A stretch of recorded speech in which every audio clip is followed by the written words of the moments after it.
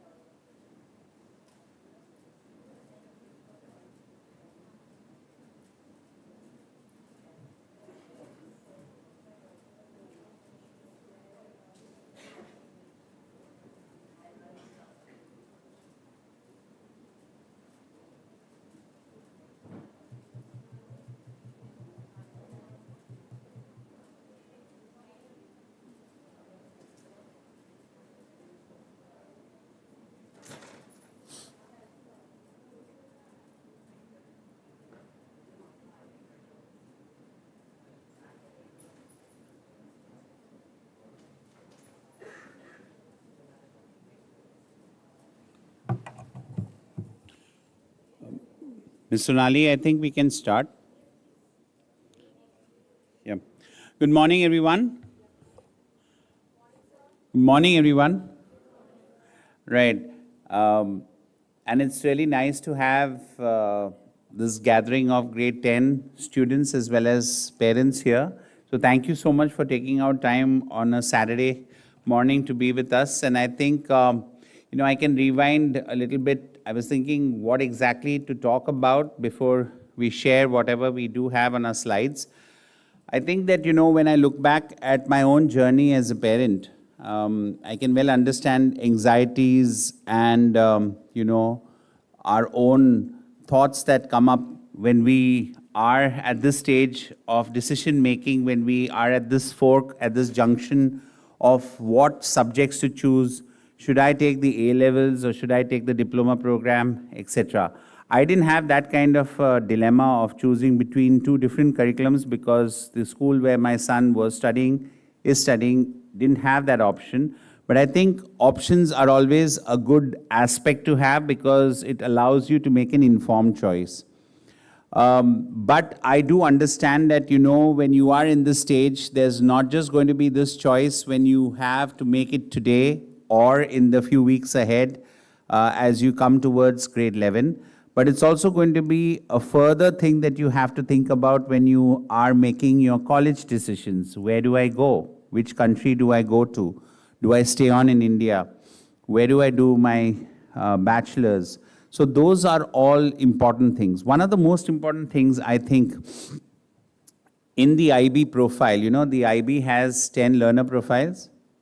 Do you know that? I'm asking the students, not the parents.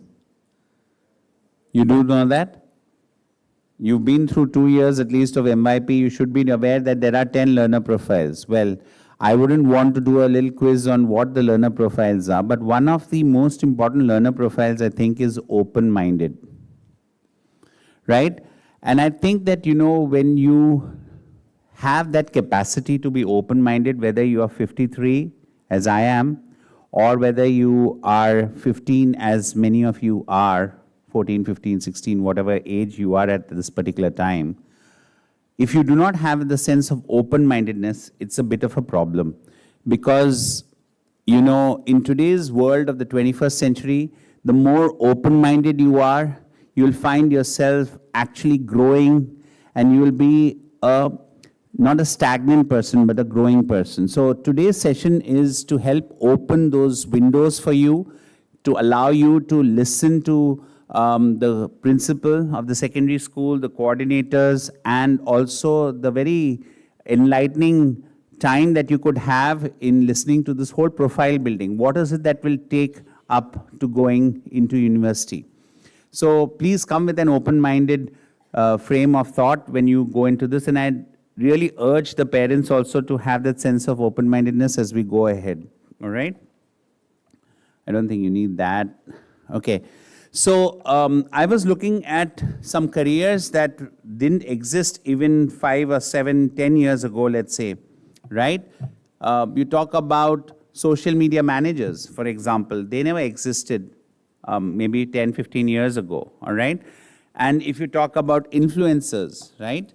Those were not, they're not careers, but they are new things that have come up, which really people didn't even talk about maybe 5 or 7 years ago. So what you need to also look at is asking your college advisor, talking to people who are aware, like those people who are going to be from universities today, is to ask them that what are the possible career options that you have. And it's very interesting, like when I was getting out of college, getting out of school, maybe 30, 35 years ago, there were very few careers that we had to look at.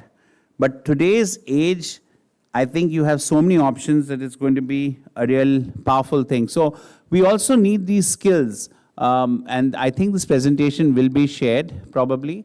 So you have, what are the kind of skills that you need? You need collaborative skills.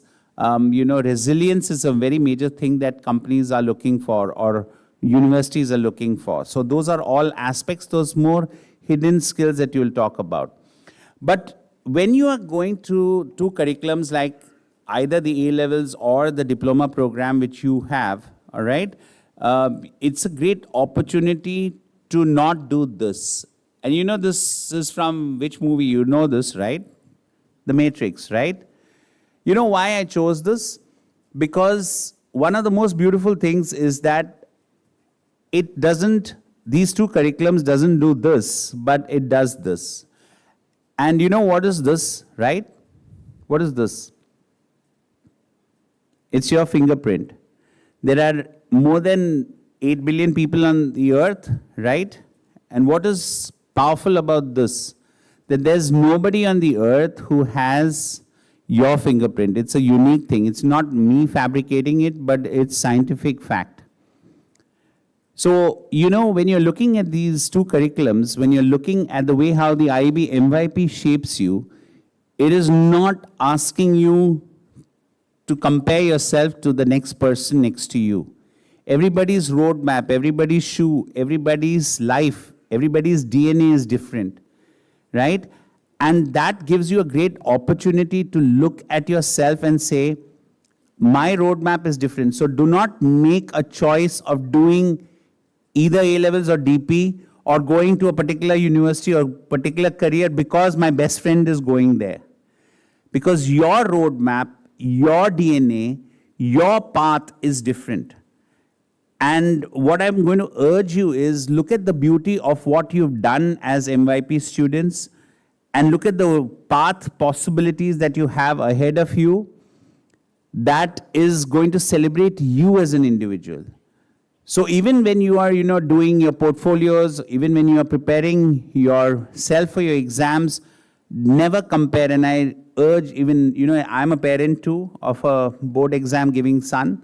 And I know that sometimes we can tend to compare our child with the next child. And it's very disheartening for children, right? Because I know this, that I would not like to be compared to somebody else too. So let us today use this opportunity to talk to the career advisor, the coordinators, the teachers here, and let's together with an open-minded mind, open-minded frame of thought, go ahead into this day and take the best use of this opportunity. So really want to thank Ms. Sonali, Ms. Jyoti, Ms. Namrata, and Ms. Namrata Mishra Pandey, our college advisor, who is here to be able to have created this beautiful platform, and to all our faculty who have so far facilitated this opportunity. So let's look to a beautiful day of sharing and with an open-minded thought. Thank you. On that note, I'd like to hand over to Ms. Sonali, our secondary principal. Thank you.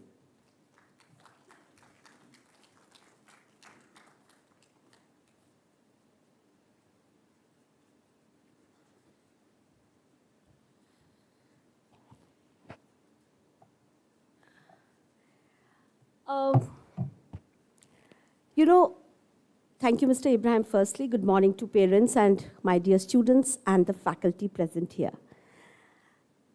Today, I have used 3 slides.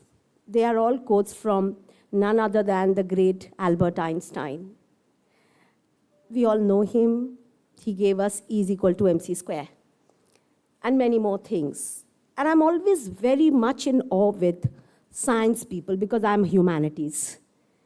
they have such a philosophy of life which they give to us after going through a huge journey of scientific methodology and exploration, which is just very amazing. And today, all the 3 slides and the quotes of Albert Einstein, I'm relating to my own journey as a parent. And I'm going to take my son's life and his journey of what he did as a high school student to what he has become today. And that's just an analogy to what we all are as parents, as students, when we come to high school.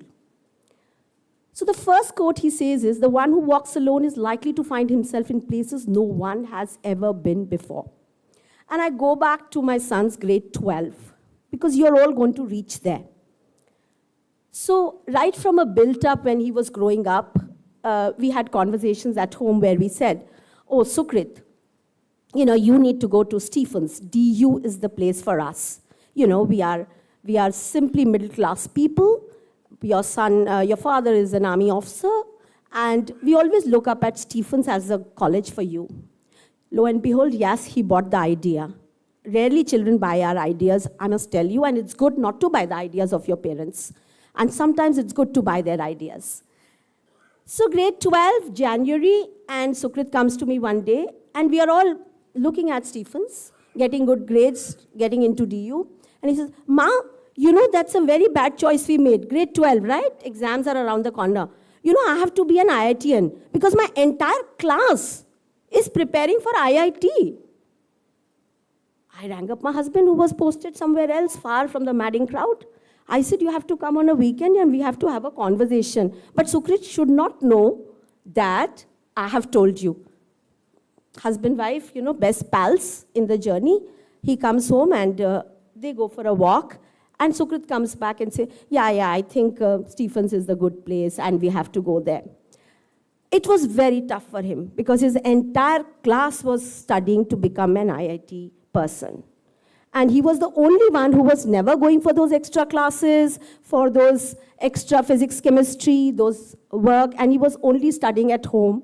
And me being an English teacher and he pursuing math, physics, chemistry, I was no good for him.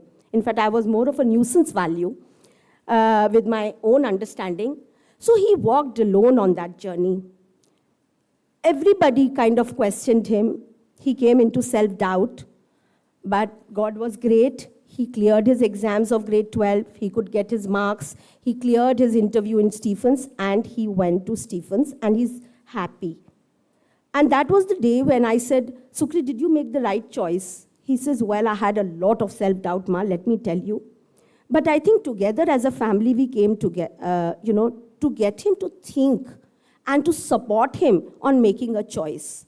So parents, this is the moment where when children make choices, be with them.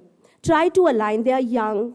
Sometimes they tend to make choices which are totally defined by their peers.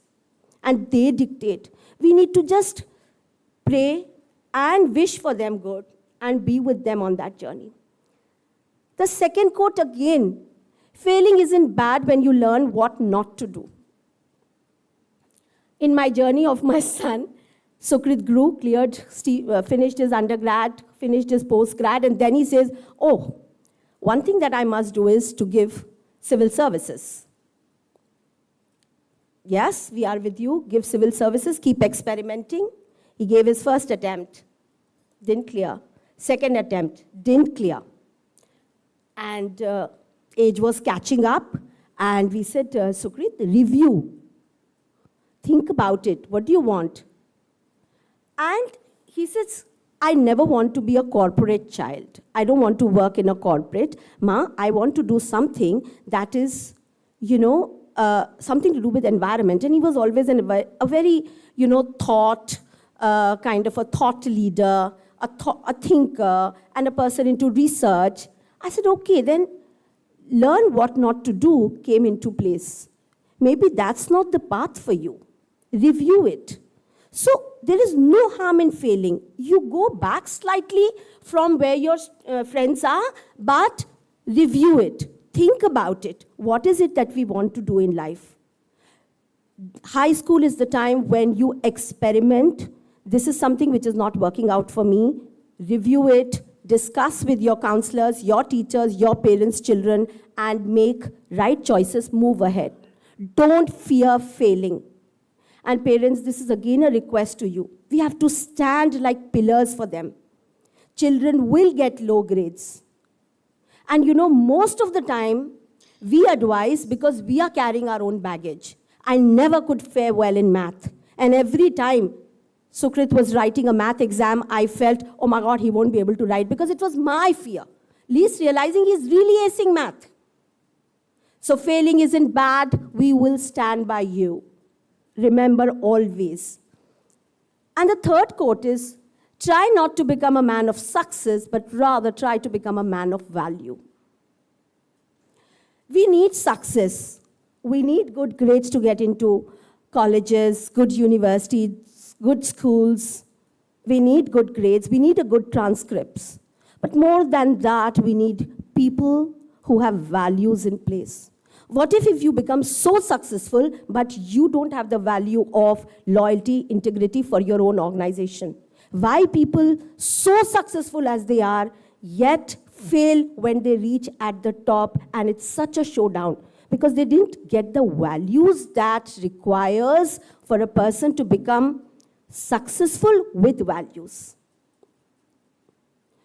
And again, my person comes back to me, my son, because I cannot take any other example which I have lived, breathed so closely. He was going to the railway station one fine day, and we were in a hurry. He was going to receive a friend of his. And he says, Papa, I'm leaving. And we both said, okay, you're receiving your friend at the station. You have to buy a platform ticket. Yeah, we'll be done. And he went, didn't buy the platform ticket. He got caught by the railway authorities. And he said, that guy who caught him, he says, just give us 200 rupees and we will let you go.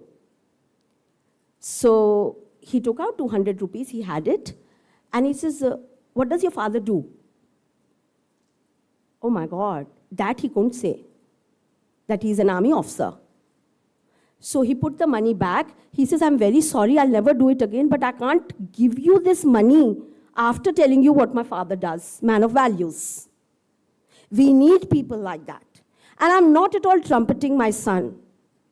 He did it after a lot of errors, what he has become. He will continue to make those errors. I am doing the same. I make my own errors. And we all make. Your parents will vouch that they make errors every day and we learn from them.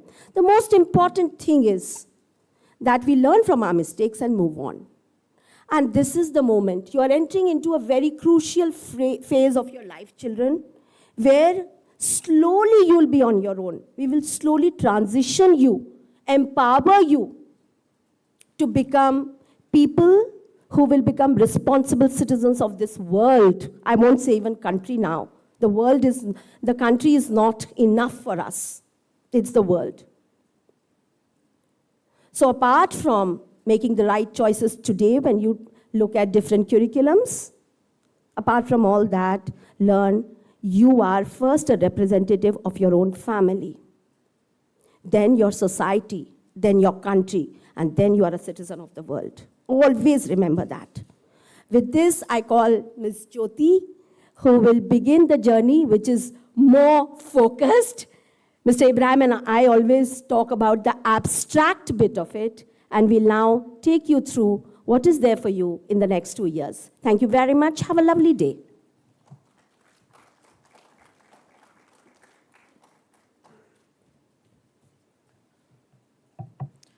Good morning, all. Good morning, parents and students and my colleagues.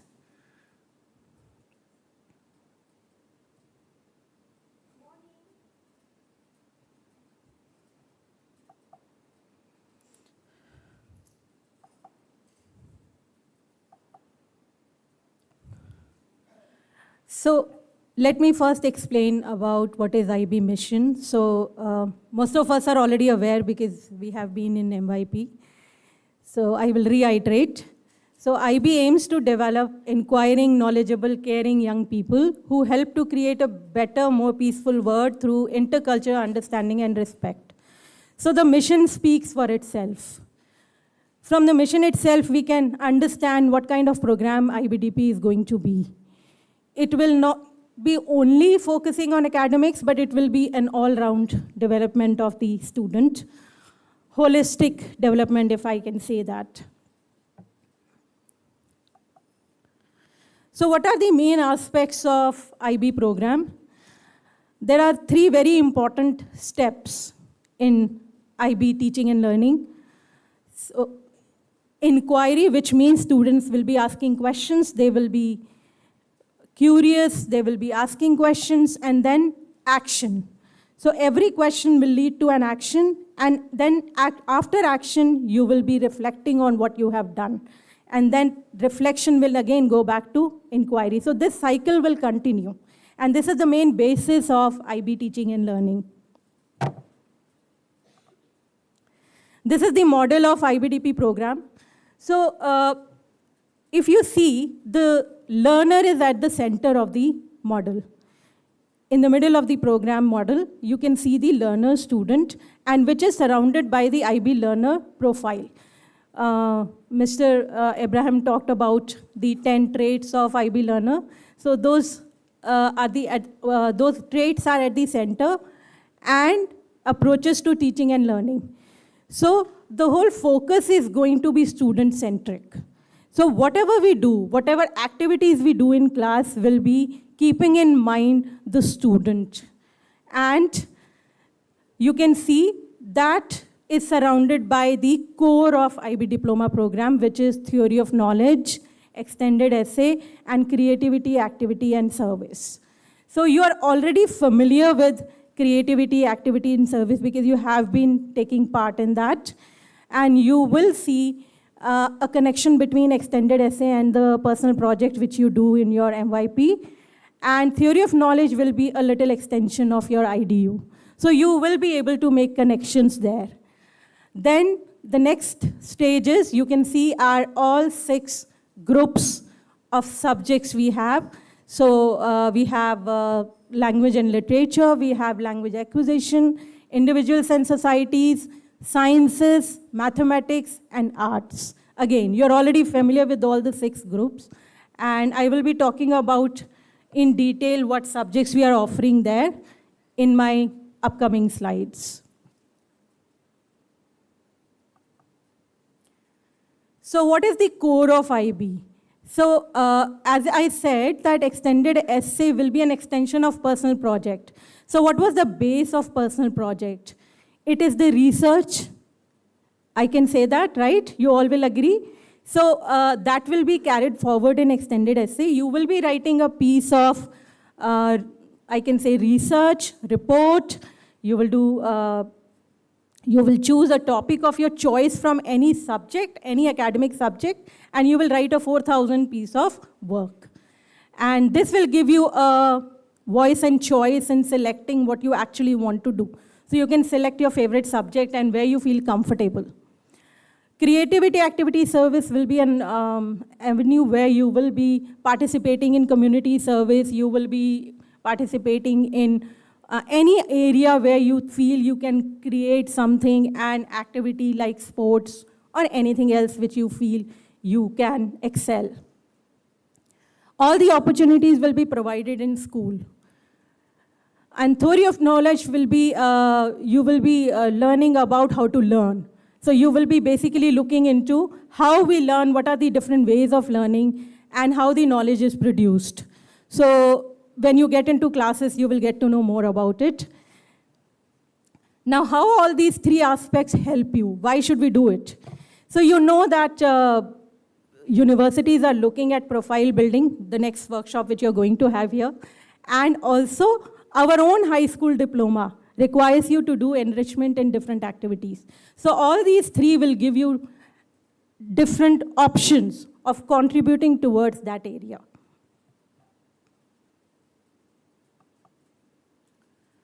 So what are the key features of IB? You ask challenging questions, you think critically, you learn across disciplines, and you develop your research skills, which will help you in higher education. Research is a big skill which will continue in your university also, and you will be leveraging it in different areas.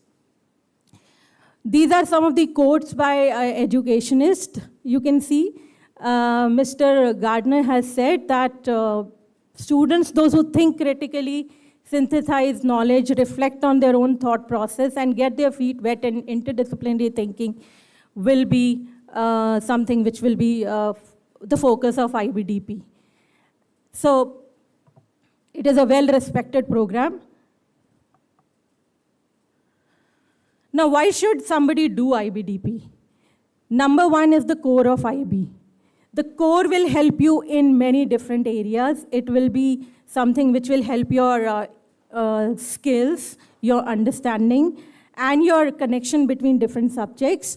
And also, it is an opportunity for you to get those 3 bonus points.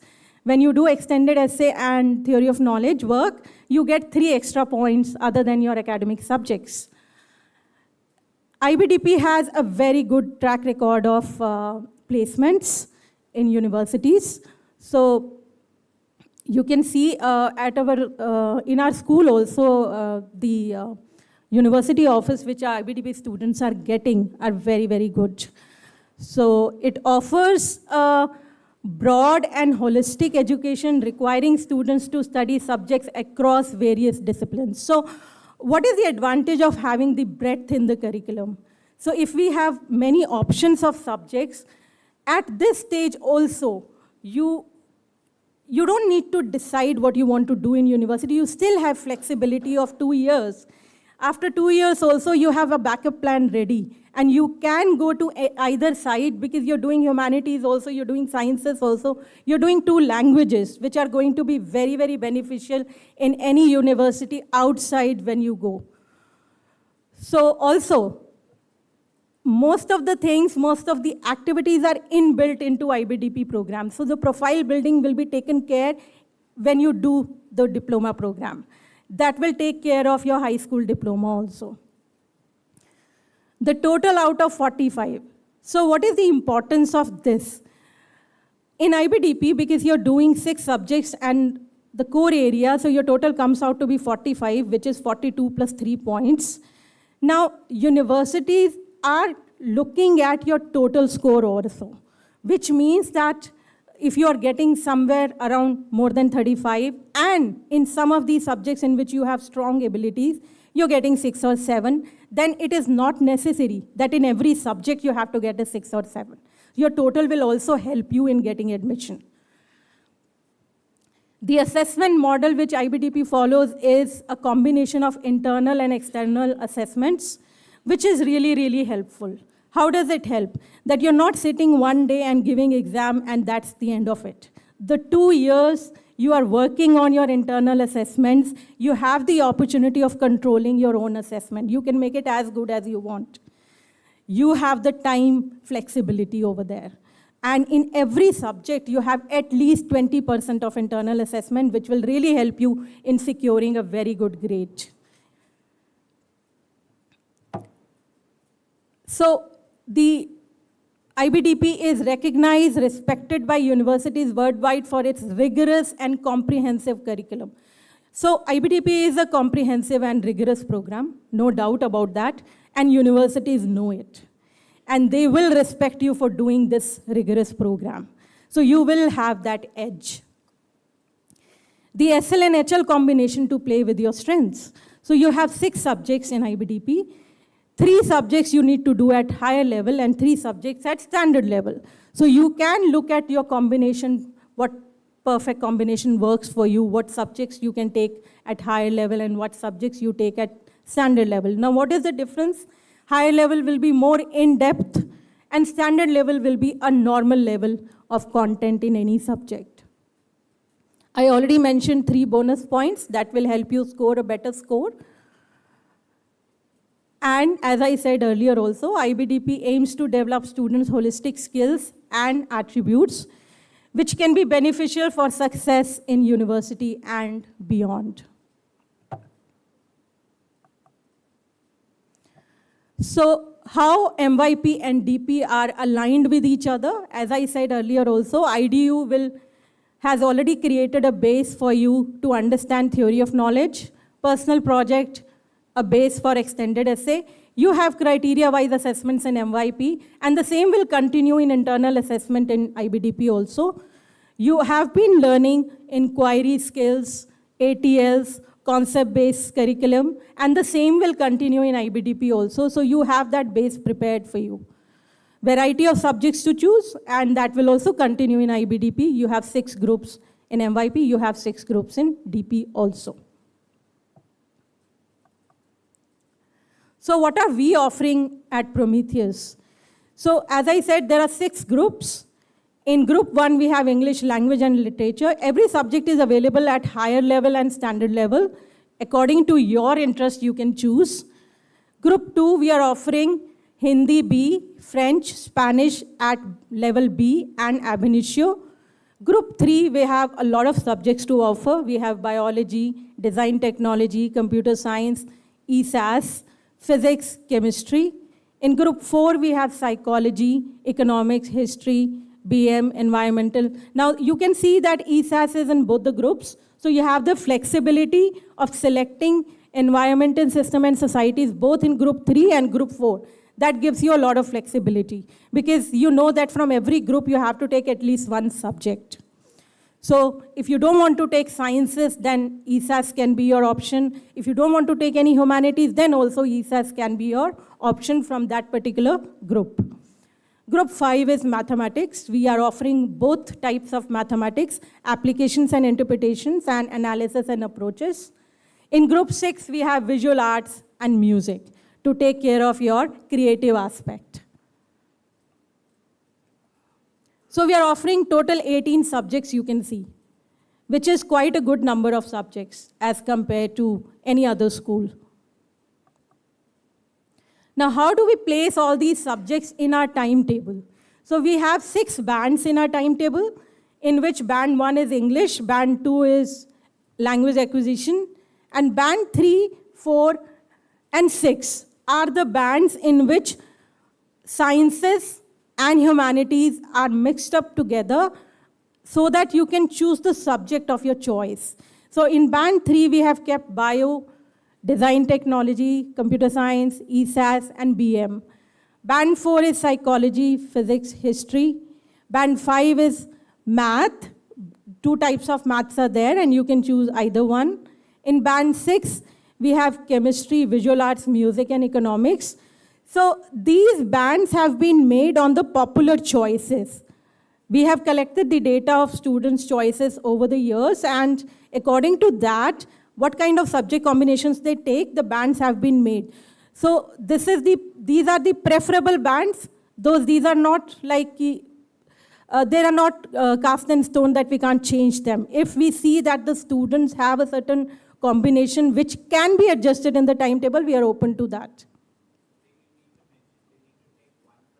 Yes, 1 subject from each band, 1 subject from each group. However, group 6, which is visual arts and music, is not compulsory. So if you don't want to take visual arts or music, you can take a subject from group 3 or group 4. So in place of that. This is the matrix of core 3 points. You can see on one side, you can see extended essay, and the other side is theory of knowledge. So you are given a grade from A to E in both theory of knowledge and extended essay, and a combination of these will give you the points. So if you get both A, you get 3 points. If you get 1A and 1B, then also you get 3 points. If you get both B, you get 2 points. So this is the complete matrix in which you can understand how you get those 3 extra bonus points.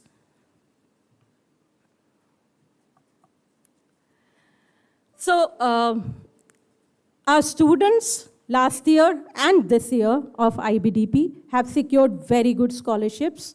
One student has gotten 80,000 USD for 4 years. Another student has got 120,000 for 4 years. Another student has got 20K per year, which means 80K total. And this year, one of our students has got Chancellor's Award of 16K USD per year, and the list goes on. This is till now, and we are still getting more admissions and more scholarships. Most of the IBDP students have already got admissions into good universities. Not one offer, they've got many offers. So this is some of the examples I have picked up, like student A has got Penn State University and University of Massachusetts. Student B, look at the list of offers he has got. Student C got 3 offers. So another student also has got a very long list of universities. So you can see the acceptance of IBDP worldwide, not only outside India, but in India also.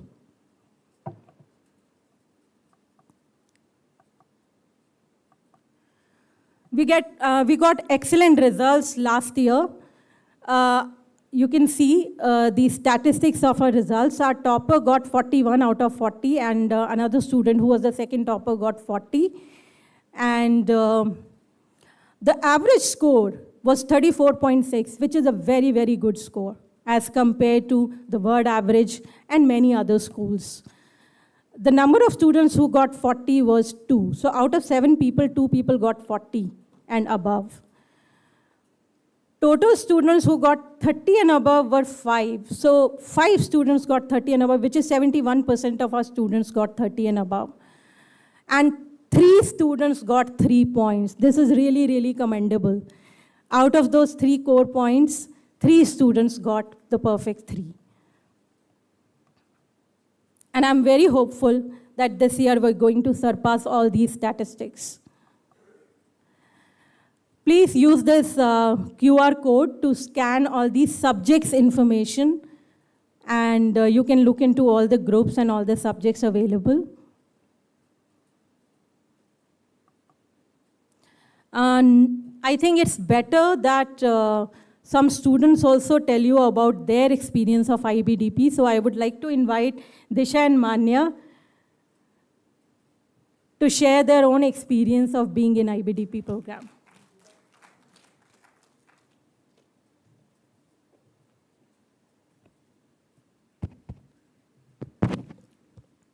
Hi everyone, I'm Manya, Hi everyone, I'm Disha Nishal from DP1. and we're here to talk about our journey in DP. It's been great. It's been 1 semester, and coming from an MYP background, I think I've honed my skills of research, I've honed communication skills, but it's been a great learning experience for me because I loved MYP, I loved personal project, I loved IDU, and when I was an MYP student, to be honest, I did not like it, but looking back, all I want to do is just go back and enjoy those experiences again. But now, I know moving forward, when I graduate, I'm going to look back at DP and be in the same feeling I'm feeling right now. I'm going to love all of the aspects that DP gives me, for example, CAS and TOK and EE. So I'm actually from an IGCSE background, and I was myself very confused on what I should do ahead, whether it should be DP or whether it should be AS levels. But one thing that helped me was when I got selected into the Rice University research program, I was talking to a career counselor at Rice, and I was asking her, what is the one thing you want to tell me before I start my 11th and 12th, which are crucial years of high school? And she was like, Disha, one thing that I would want to tell you is you have to build a super vertical to get into any good university. That super vertical consists of community service, intellect and passion, and academia, obviously. And I was really thinking about how I can build that for myself. But when I started looking into curriculums, IBDP already has that ingrained within itself. It has CAS for community service, it has intellect through the TOK that it offers, and academia because of 6 variety of subjects. So I want to go into chemical engineering, which requires me to take PCM, which is physics, chemistry, and math. But one thing that I've noticed is my SLs are the ones that are actually really helping me gain that sort of relaxation right now. My HLs are very demanding, and as much as I love chemistry and my love for it increases every day, but I do need that bit of relaxation, and that is what I'm gaining from ESS and French and English and even TOK. So TOK was considered to be such a taboo when we entered DP. It was considered this fad, untouchable thing.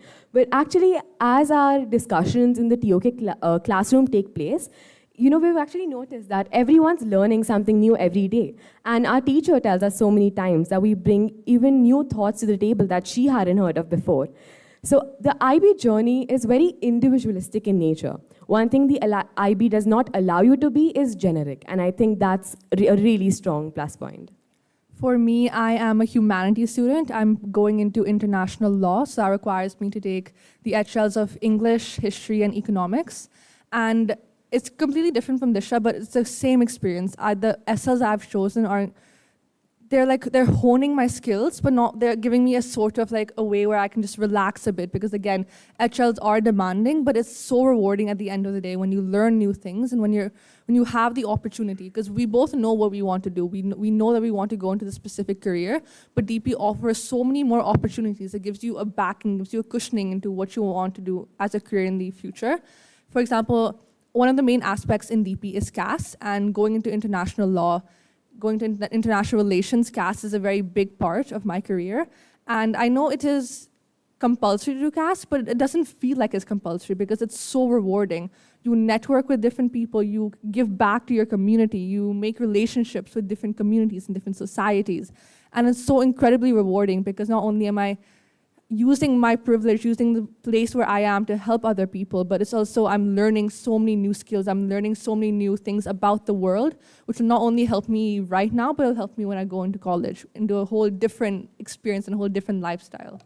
And one of the most important things that I've actually gained from my conversations with some university students, who were specifically IB students, was one of the most positive aspects of doing the IBDP was the extended essay.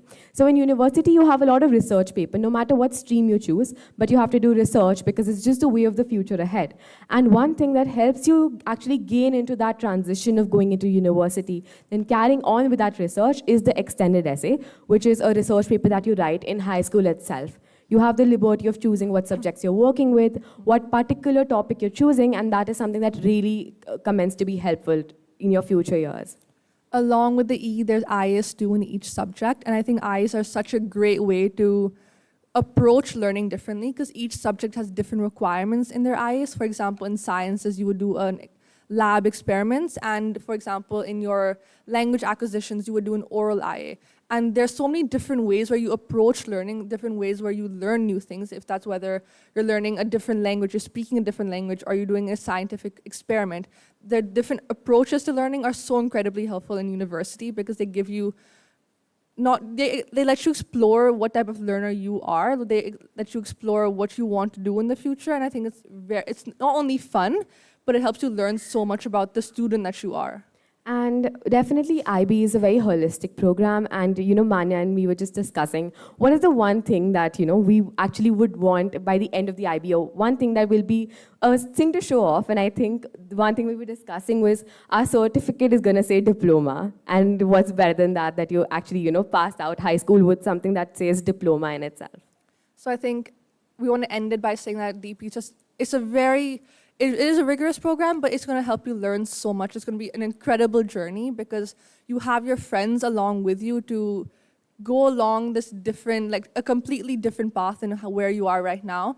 MYP will obviously help you in DP. It's helped me a lot in DP because I am coming with a backing in skills like research and communication, but DP is just going to be an incredibly different experience than where you are, and I think everyone should experience the diploma program.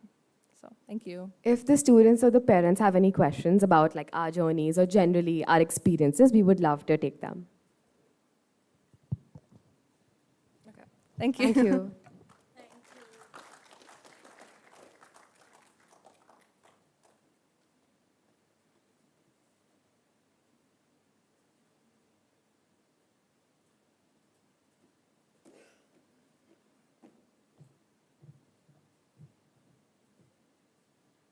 Good morning. I'm Namrata. I am taking care of the Cambridge program. So I'll be talking about Cambridge Advanced A-Levels program, so to say. So Cambridge has a clear pathway of learning right from age 3 to age 19. As a Cambridge authorized school, we offer IGCSE program along with A-Levels program. As you see, this is a seamless progression. I was just hearing in fact, Disha as well. She is an IGCSE student who's moved to a DP program. MYP students have been moving to A-levels program. So IGCSE to A-levels, of course, is a seamless progression. However, from MYP as well, it's a seamless progression to A-levels program. So as you have IB learner profile, I see most of the MYP students and the parents sitting here. We have similar profiles which are called learner attributes in Cambridge. Cambridge has always been associated with excellence, and it talks about 3 essential skills that are required: ability to analyze, ability to synthesize, and the ability to communicate. So the focus is not only on content, it is on critical thinking skills. So a Cambridge learner, if you see, you will have all these skills inculcated by the end of grade 12. You'll find a confident, responsible, engaged, innovative, which talks about the critical thinking aspect, and a reflective learner. So after you pass out from the school, complete your A-levels program, you will have these learner profiles, learner attributes in Cambridge engraved in you. Cambridge International A-levels programs is built around what matters most to you as you progress through the educational journey. You, of course, can choose through the wide range of subjects that we offer, but the focus is you choose what you enjoy and what you're good at. So we narrow down the focus here. We do not talk about the breadth here. We talk about the depth in Cambridge A-levels curriculum. So when I talk about depth, it says deep learning. It's not an easy curriculum. When I say 3 subjects you have to choose, it is in-depth study of those 3 subjects. We are talking about subject expertise in Cambridge. So, and by this, when you have these 3 subjects, it is independent learning, critical thinking skills, which are highly valued in the universities. So if you see these, the last sentence, which talks about student develops deep subject knowledge, conceptual understanding, and higher order thinking skills, these are valued by the universities across the globe. Assessments is a major component in Cambridge. By fair and meaningful assessment, I mean that it's a simple language, simple layout for the students with a clear focus on command terms. You've been doing command terms in MYP. There's a clear focus on command terms here. We talk about ATL skills in Cambridge as well. So if you see, it's similar, though we did not know about these aspects in Cambridge. Assessment takes place at the end of the course. So there are 3 options available in Cambridge. I'll talk about it in my next slide, which gives you the flexibility, which is the biggest plus in Cambridge. There's no average in Cambridge. You choose 3 subjects, you achieve individual grade in all the subjects, which is ranging from A star to E, where A star is your highest grade that you achieve. The flexibility of timing and examinations happening in 3 series, March, June, and November, gives you a flexibility of improving your grades or finishing your qualification earlier than grade 12. I will focus about this. We take all 3 series, March, November, and June. The major series for us is June series, where all the students appear for the examination. However, March is for the students appearing, wanting to apply to India because they need their early results. This is offered only for Indian students. November is mostly the retake series where students improve their grades. Suppose I've got A and I wanted A star. Why not write it again in November and see? You will have both the results with you. Whichever you want to carry forward, you can carry forward that. So when I was talking about assessment option, Cambridge has 3 assessment options. AS level only, staged route, and linear route. So when I say A-levels is divided into 2 parts, grade 11 and grade 12. 11 is known as AS level qualification and grade 12 is known as A2 level qualification. Both will combine to give you your final A-level grade. So if you pick up more than 3 A-level subjects, suppose you pick up sociology as your 4th subject and you do not wish to complete grade 12 and you want to stop at grade 11, you give your board examination at grade 11, finish it at AS level, that is your option 1, which will also give you certain credits in universities. Stage 2, when I say which is the route that we follow as a school, is staged assessment. That means AS level and A2 level, both are your board classes, grade 11. You write your board exam at the end of grade 11 in June. A2 again becomes your board class. This is the option we have taken as a school because it gives you the flexibility to retake. Suppose you've taken grade 11 board examination and you're not happy with your grades, November is when you can retake and improve your grades and then appear for grade 12 examination. It's not a one-shot examination, so that is the flexibility that we get in option 2, hence we've taken this route. Linear route is what you have in DP, MYP. At the end of 2 years, you appear for examination, whatever you achieve is the achieved grade for you. So this is what I was talking about. Grade 11 is AS level board examination. Grade 12, A2 level grades you achieve after board examination. Combination of both of them, as per the grade boundaries published, will give you your final A levels grade.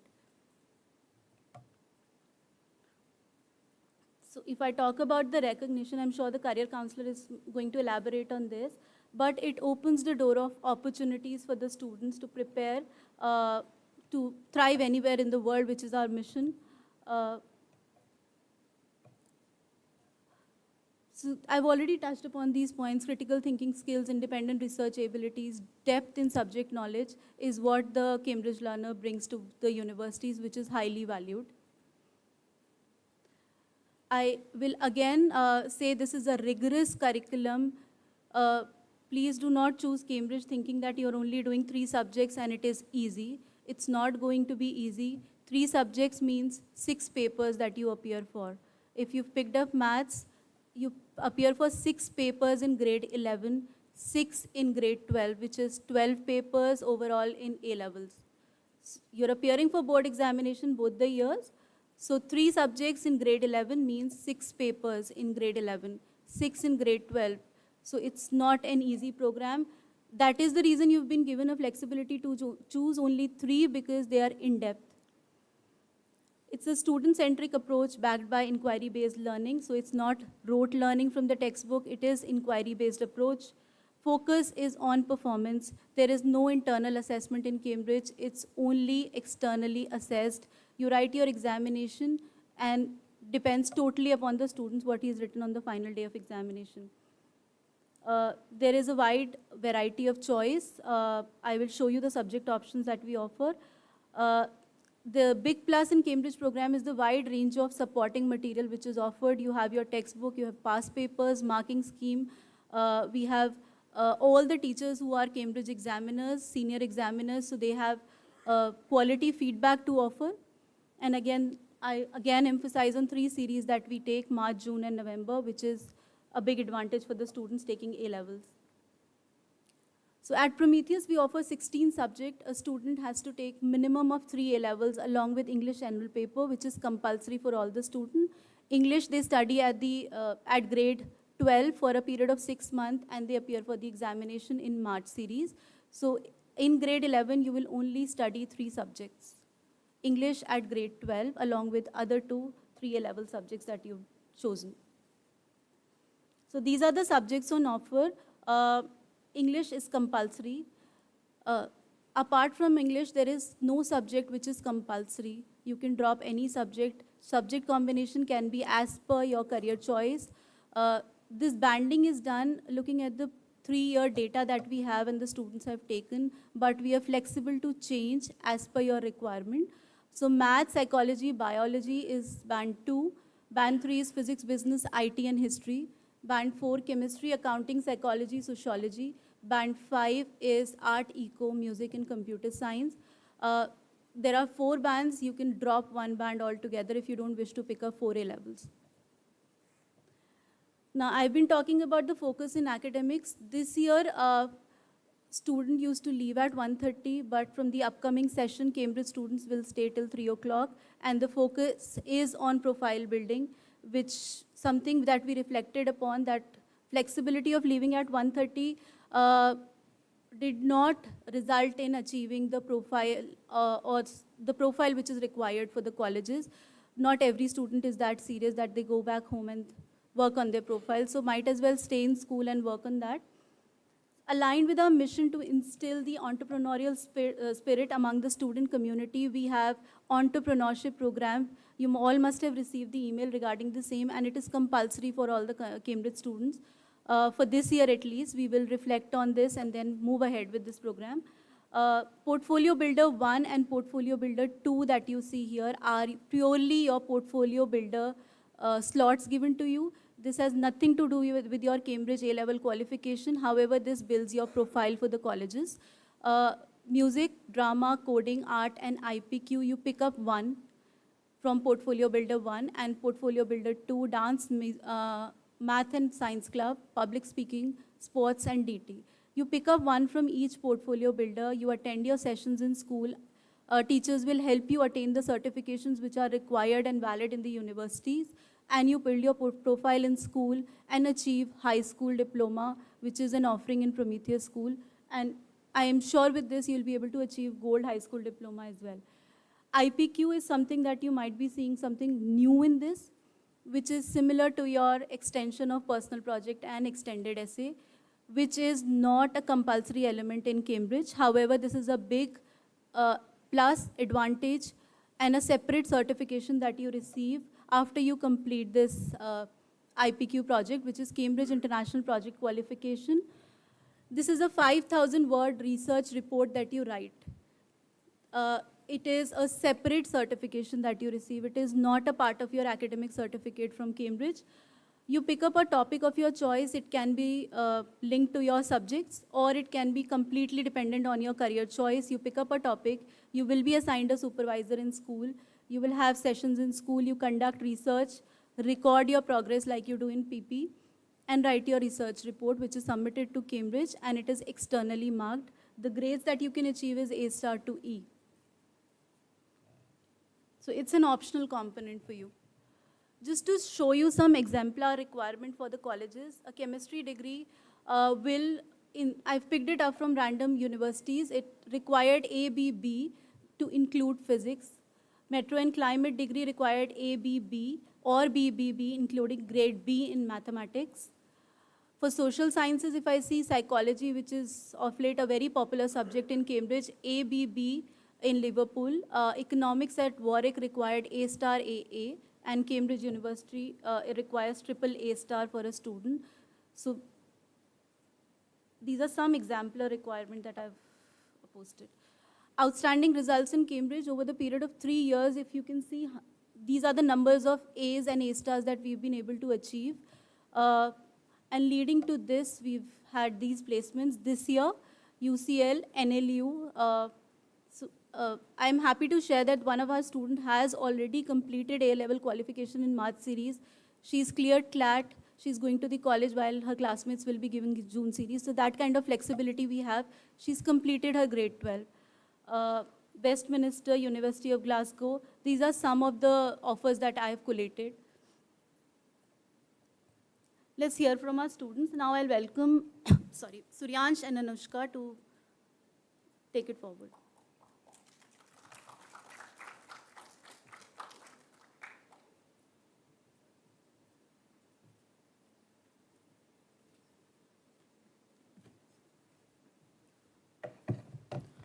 Good morning, everyone. I'm Suryansh, a student of Cambridge A-levels. As a law aspirant, it was important for me to enroll in a program which offered me the flexibility in examinations as well as offered subjects relevant to my career specifically. Hence, the Cambridge curriculum was a natural choice for me. Furthermore, the program did not make me study subjects which were not of so much use to me like chemistry and physics, etc. Rather, it allowed me to elect subjects more suitable for my future career like economics, math, and psychology. The curriculum not only allowed me to appear for my exams when I was best prepared for them, but also allowed me the time to put in adequate preparatory time towards my exams such as CLAT and LSAT. Moreover, it also gives me the flexibility to give exams in March, May, and June series, which allows me to plan my years, and also there were some structures and rules which I had to follow, but with the immense support of Prometheus School, I was able to have a solid foundation for my future academics. Thank you. He's got 163 in flat and he's qualified for NLUs, the high order, the high ranking. So Suryansh has achieved 163 national rank in CLAT. He's qualified for NLU. Good morning. I'm Anushka. I'm in the A levels curriculum, and my subjects are biology, chemistry, physics, and IPQ, which is the international project qualification. Going into year 12 or year 11, I was almost 100% sure that I wanted to pursue medicine as a career. So A levels really provided a structured and rigorous and focused approach that I wanted in a particular set of subjects. That's why I chose to take A levels over other curriculums, because it's a well-established curriculum that is excellent at providing an in-depth understanding of handful of subjects that you take. And it also requires you to apply the knowledge you gain during the course to thought-provoking questions in the examinations. Furthermore, the IPQ, which is like a 5,000-word extended essay, sort of helped me develop my research skills, which I feel is a really vital tool, especially in a STEM career like I want to pursue.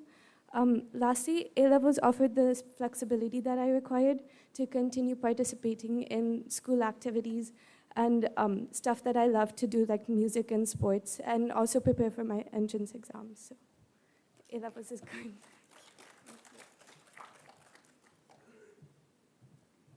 Any question that you have? No? Yeah.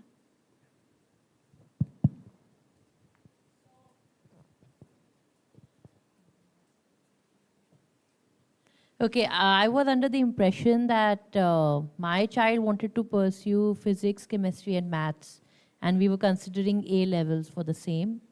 Looks like when we saw the subject breakup, we wouldn't be able to opt for all the three options No, you with can. A level. Physics, chemistry, maths is the option. So you see But maths. when we see maths and bio, if you wanted to pursue physics, maths, and chemistry, chemistry, bio, and maths. Yeah. So bio and maths are in band 2. So is there no option we can consider we two? can shift. This is basis what we have this year. So we did not have students taking purely this combination, but we are flexible to change as well. Okay, so maths, bio, and chemistry are possible. Yeah. Great, thank you.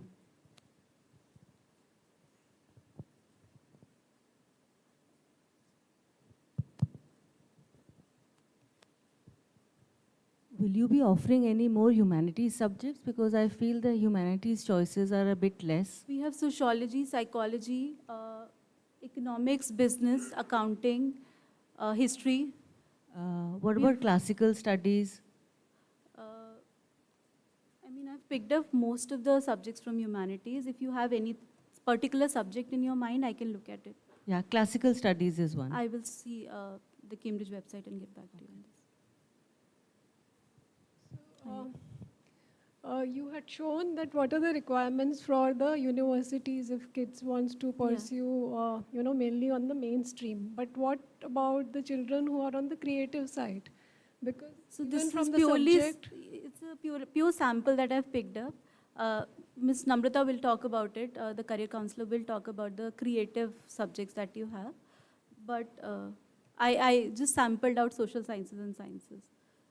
You'll add on to this, yeah? She'll talk about it. okay, and both the programs, you talked about IBDP and then you talked about A levels. They are very rigorous. So kids who are not self-driven, or at least at this point of time do not have the clarity. So how the school supports them? So we And have which one is continuous. good for them? Yeah, both the programs are equally rigorous. We have continuous assessments for that. We have, leading to the final examination, you will have formatives, weekly tests, summatives, mocks, which drills the curriculum into them, and they finally are able to achieve the grades. So continuously throughout the year, they are practicing for the final assessment. So the rigor is built in throughout the year to achieve that final grade which is required for the colleges.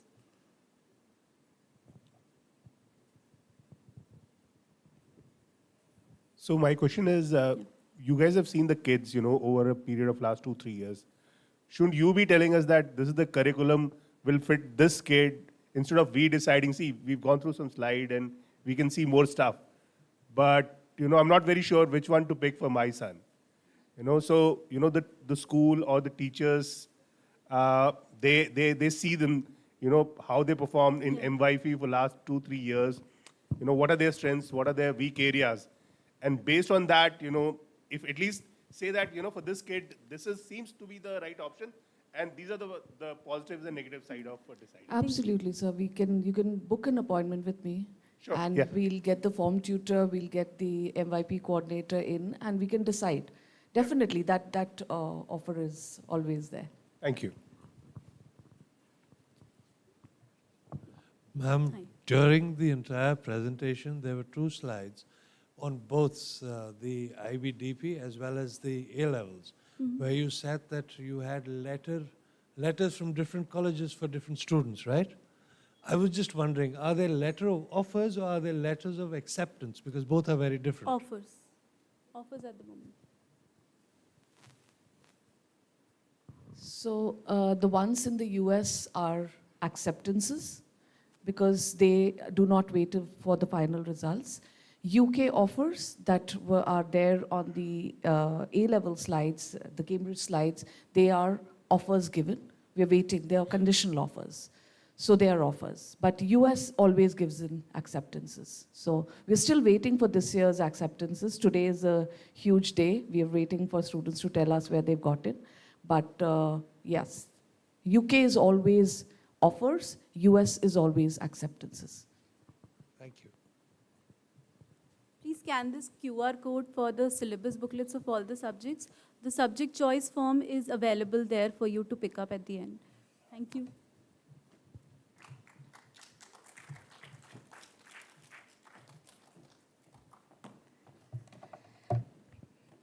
I think it's still morning. Good morning, everyone. Good morning, students, parents. I stand here today really,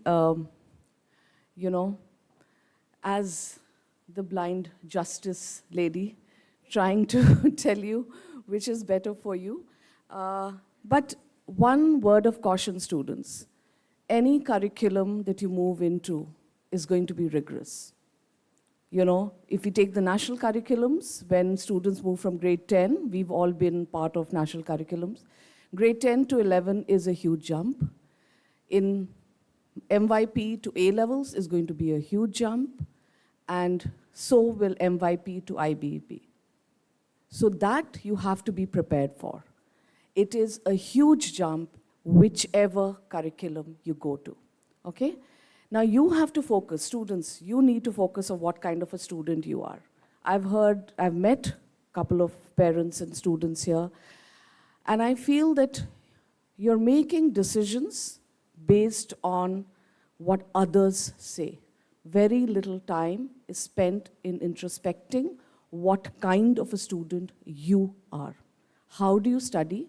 How do you take exams? Would you rather, we will discuss this, and I'm going to talk briefly about the curriculum. The major differences of the IB and A levels is the structure and the duration. One, you have exam at the end of 2 years, which is the IB. Of course, there is regular assessment, different kinds of assessment. Maybe if you're not a great test taker, then that could be a better curriculum. There is difference of breadth and depth of study. If you're sure of what you want to do, then yes, A levels is a good choice. If you're not sure of what you want to do, then IB could be a good choice. Not saying that if you're sure about something, you cannot take the IBDP, not at all. But there is always way, we have to make a pros and cons list for both of them and then decide which one you want to take. Assessment methods, again, do you want to take an exam at the end of first year and realize where you stand? Or do you want to wait for 2 years, give it your full on everything, and then take an exam? Again, it depends on the kind of student you are. In terms of recognition and acceptance in universities, there's absolutely no difference. Both are as accepted in India and overseas as any other. And you know, many a times when schools are not offering the March series, we offer the March series for students who are wanting to apply to India. You have your grades in. So A-levels you can take the exam in March, get your grades and apply to colleges in India, in Delhi, if you know, because conditional predictors are not taken there. However, that's also changing with the exam, CUET coming in and all the other entrance exams. But, you know, it's your choice again. It is flexible, both of them are flexible. People know about the IBDP much more because more schools offer IBDP. However, A-levels is also as well regarded. So in this school, there is no problem with the A-levels, you know, and an exam in June, the results coming out in August. That's a bit late. But if you take the March series and you want to secure your university positions, it's not a problem at all. Now, what are the benefits of the IB program? What kind of student? We've heard so much about the IB. And I think the critical thinking and research skills and the breadth of subjects, especially if you're not sure, is what the IB student should be. You know, if I'm not sure about what I want to do, and I love inquiry, I love thinking, I love to you know, do an IA or do a TOK, or I would not want an exam only at the end of it. Of course, there will be exams, a lot of exams to take at the end. HL has 3 papers, ma'am, and SL 2? Depends? It depends on the subject. So it depends. So you are taking about 2 papers per subject, a 3 for the third, but it's at the end of the 2 years. You do have school and teachers to help you through the process. A-level students, you take an exam, you don't do well, you have the chance of retaking it in November. However, that timeline does not suit university admissions, especially if you're applying to the US. Because if you are taking an exam in October, November series, your results aren't out till January. The deadlines to apply are mostly in January for US universities. For the others, yes, it's not a problem, but for US, it's going to be an issue. It's the same. I mean, I don't want to spend much time here. I want to spend time in the last. What are your factors? Now, academic strengths. I have to tell you that how do universities take admission? So an LSC, I was talking to someone and they said that a child wants to apply to LSC. An economics LSC offer is A-star, AA, the A-star being in mathematics. Now, if you work backwards, to get an A-star in mathematics, you need to definitely have an A in math in AS, and then you will get the A-star. But to study for that A-star, it's extremely, extremely difficult. So don't go into the A-levels thinking you're going to do only 3 subjects and English as a 4th, and that's it. You don't have to really study too hard. It's not that. It's very difficult, it's very tough to get that A-star. Now, LSE for IBDP, for the same program, says 38 on 45, and a 7 in math, AA or AIHL. So getting a 38 may be easier for you than getting an A-star in math. I'm not saying you cannot, you can. There are students who've got it. We have had a student who just got into UCL for data science and finance from the A-levels. But you have to be a serious, serious student. So you're taking the A-levels just for fun on only studying 3 subjects is not good enough. Okay? That you need to remember. IB is 6 subjects, It is a lot more. It's double the number of subjects with the CAS and the extended essay. Now, if you have to apply to a competitive place, I will say you do take the IPQ. So you're taking 3 subjects and you should take the IPQ. I mean, that's a no-brainer. You have to do that to get into a competitive place. But what do you really want to do? Now, suppose there's a student who wants to just do design, okay? And not really go into the sciences or anything else.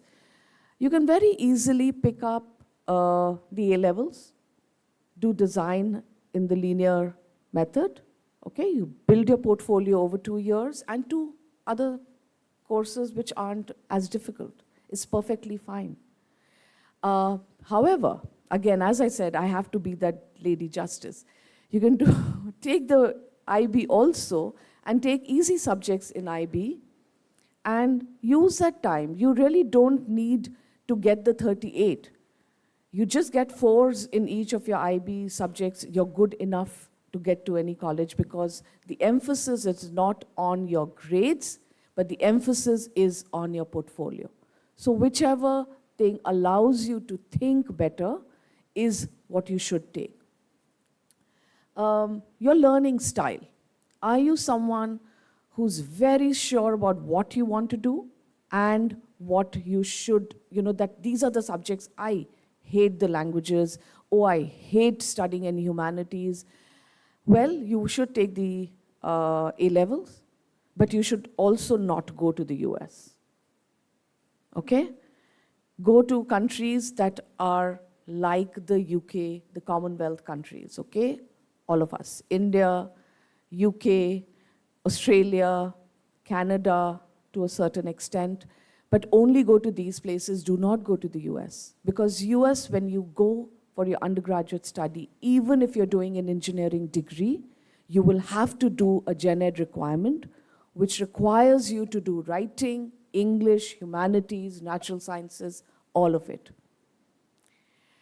When you get to college, both the IB, higher level subjects, if you get a 6 or a 7, and your A-levels, if you get A stars, then A will give you credits in college. So if you get less than a 5 in an IB, you will not get credits. If you get less than an A in, or in some places even a B in A-levels, you will not get credits. So that's something you need to understand, that in terms of getting to university, these 2 curriculums, a CBSE or an ISC student does not get credits. And let me explain what credits are. So if a student has done a physics higher level, or has taken physics in A-levels and got an A and A star, or a 7 or a 6 in IB, when they go to college, they are allowed to miss the first class of physics. So physics 101 will not be, they can skip that and take something else in place of that. So that's lesser money because you pay per credit in the US. There is no credit in the UK, any curriculum that you take. So I think in that way, both these curriculums are good for the US. And of course, in certain places, I need to warn you this, in certain countries, Hong Kong, for example, if you get 4 A stars, 4 A stars. So you'll need to take another A-level subjects. You can get full tuition, full boarding, full whatever, living expenses. But for IB, you will need to have at least a 43 or a 44 to get that. So it's very different for each university, very specific for the kind of student you are. I would encourage you to please book an appointment and come and meet me. Of course, just meeting parents is not good enough. I need to meet the students and understand what you want to do. Because all of us, like Sonali ma'am said, all of us have made mistakes. I'm a living example. I took physics, chemistry, math, and biology, all subjects in ISC. I hated it. I took the IIT exams because my friends were taking it. I took the medical exams and my friends were taking it. And here I am, a career counselor. I finally did psychology, what I love to do. So I think I will end here. I will take any questions if you have. Yes.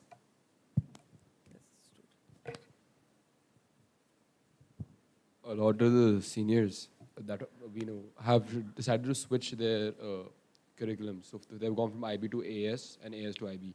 Can we do something like, can we try it for a little bit? So like try IB for like a week and see how we are doing it. And then switch to AS if we don't like it. Yeah, absolutely. That should not be a problem. I think I'll be able to answer this question. Ideally, a school which has only one curriculum on the offer, like a diploma program or Cambridge, they allow the students to sit in different classes and feel, how the curriculum likes them or embraces them.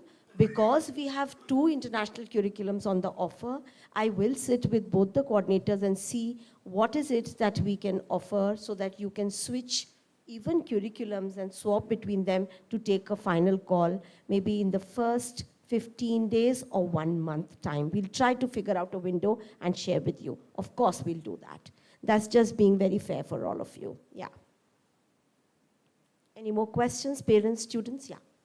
Yeah, you talked about how the grades from DP or AS, whatever we take, will affect our admissions in the universities.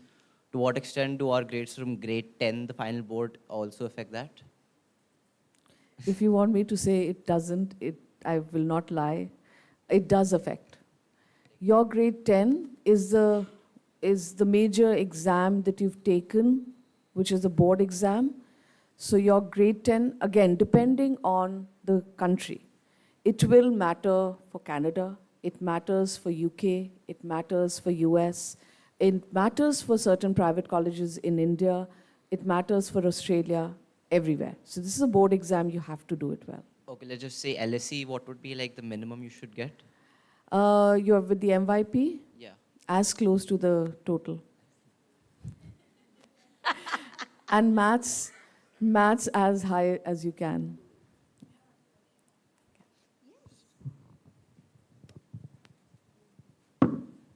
Ma'am, when you say A star, what exactly A star means? Like how much you need to score?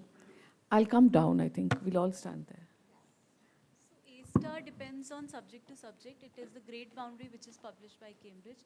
It can be a 50 in economics, it can be 70 in mathematics. Or Out 18 of? Depends on the subject again. All right. Maths can have a 125 as the total mark that you have. Economics can have 120. So it depends. So, It's a percentage. All right. Grade So it's boundaries like, are published every year, so they are revised every year. It's not the same every year. Do the predicted grades also matter? yes, the predicted grades do matter, child. What happens? The predicted grades allow the universities to look at your offers. They help, but places like what Namrata ma'am said, UK, you get an offer, but it's a conditional offer. The moment you match up to the predicted grade and you fulfill that requirement, then you are able to join the school. Further to that, ma'am will tell you. So predicted grades will be on the basis of how you performed in your 11th and your 12th half yearly, okay? Now, for the US, many places, the predicted grade is, so they give you a full offer, yeah? And suppose your predicted grade is 2 A stars and an A, or it's a 40 in IB. Now, in the US, actually, they say that it does not matter, but in my experience, if you drop from your predicted grades, so instead of 2 A stars and an A, you get all Bs, the university reserves the right to rescind your offer, okay? In UK, of course, you have, basis your predicted grades, you've either got an offer, of a conditional offer of, say, 1 A star. Your predicted could be 2 A stars and 1 A, but your offer could be 3 As. It does not matter. They'll decide what they want to give you. And of course, you have to meet each part of the conditional offer. So you cannot get an A star, A star, B. It does not work. You have to get exactly what they've asked or more than that. In the IB, they will say specifically, and they will mention which subject they want the A star in the UK. In IB, if you've got a 30, they say get a 38. Oxford and Cambridge also ask for a 38, okay? So they'll say 38 with higher levels not less than 18, which means 666, or they'll mention all higher levels with 6, or they'll say math AA with a 7 and any other 2 with 6s, no standard level subjects less than a 5. They can put these things in your conditional offer. You have to meet every part of the conditional offer. But your predicted grades, yes, will matter. But please remember, it's not your predicted grade that's the be-all and end-all. They see your academic profile, okay? Your 9th grades matter, your 10th grades matter, your class 11 school final grades matter, or the AS results matter, because those go in your transcripts. Please remember, don't think that if you get a 1600 in an SAT, 1600 out of 1600, and you've got some C's and B's in your A levels, AS level exams, or you've got 5s in your IB, the college will take you. No. Because that SAT exam that you've taken is like a screenshot. And the transcript is like a film. They want to see the full film. They will not look at the screenshot. Okay? And that's the basis for every application. Your academic grades is the basis. So choose well. Yeah. Yeah. 10th predicted? No, there is no predicted in 10th. Finals will go. Do you have any example of the existing students who have pursued art and design, or on the design side, what are the options they are now getting? The art and design, for which curriculum, ma'am?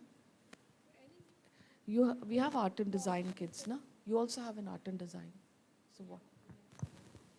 So if I talk about Cambridge, art and design with psychology, economics is a combination that mostly students take, or sociology, if you don't like math and economics. So art and design, psychology, sociology is one combination. I also have a science student who's picked up art and design. So PCM with art and design is the combination that she's taken.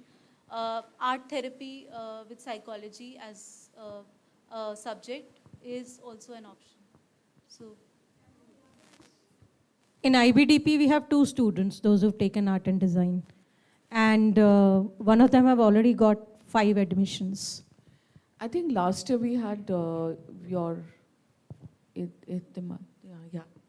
art and design, I think a person taking physics, maths and art can go for architecture also. Yeah, yeah.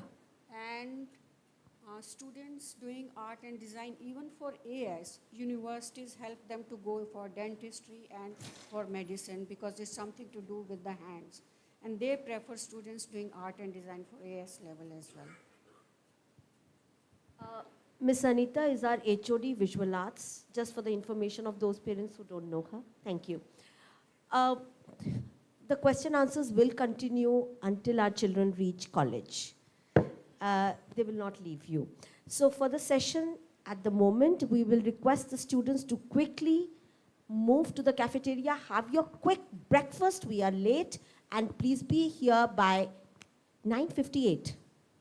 10 o'clock, a new session starts here. Rush, leave.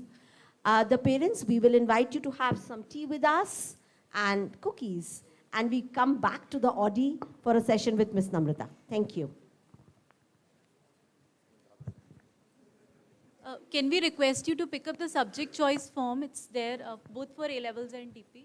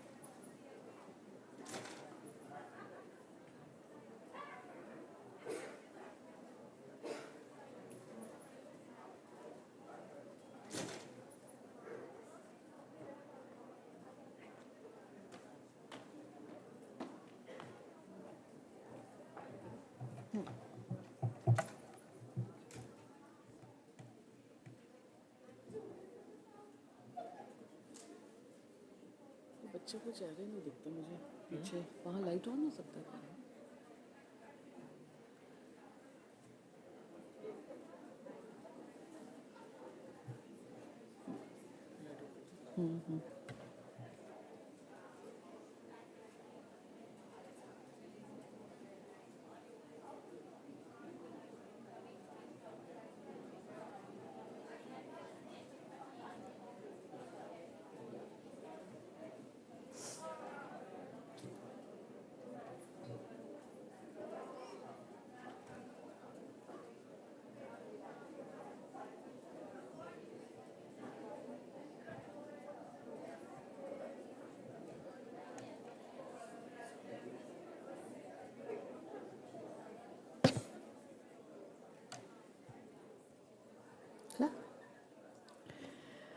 Good morning, students.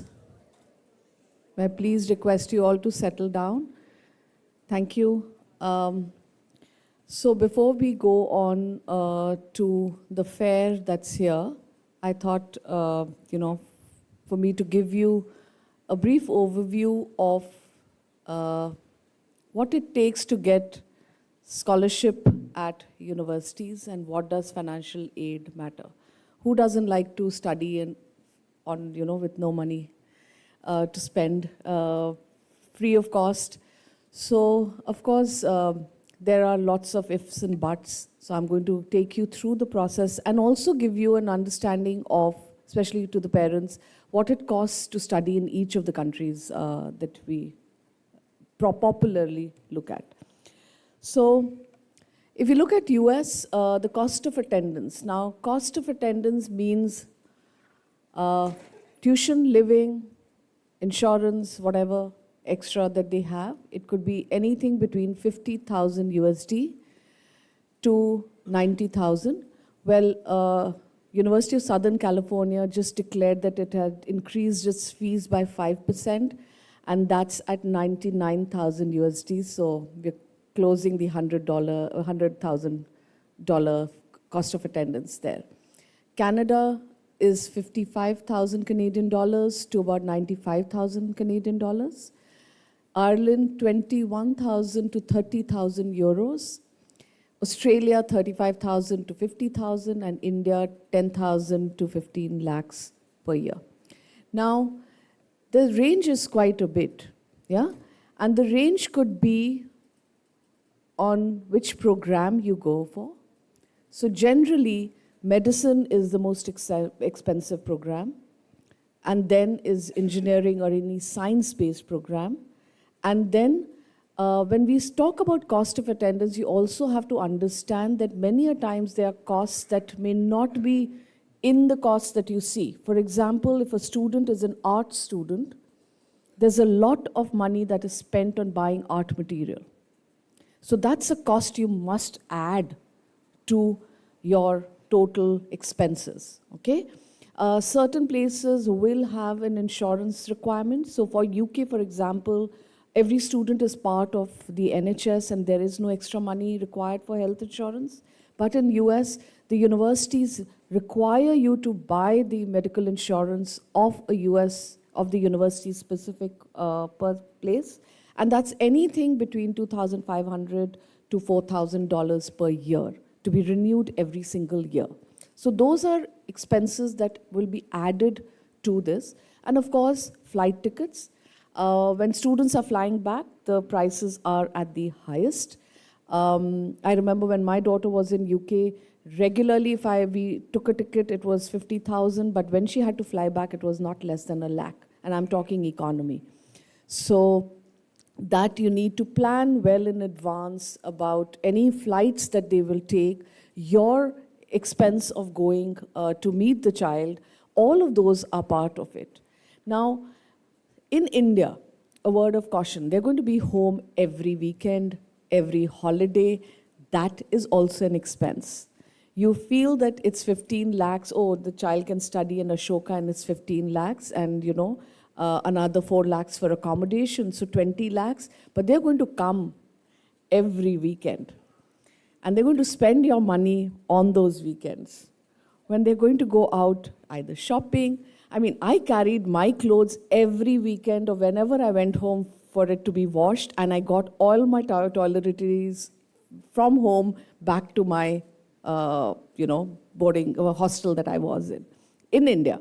So I think, those are expenses that we really don't add up. But if you have to add up, please be a little more thoughtful. No one will, when US says 90,000, they've actually measured your expense of laundry and students eating and their lodging and also personal expenses.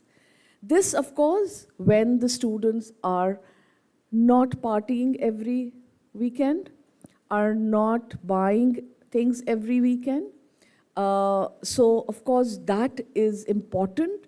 And I also, I had this student I met actually at UBC, and I said, how much do you spend per week? He says, I get an allowance of about 100 Canadian dollars, I think.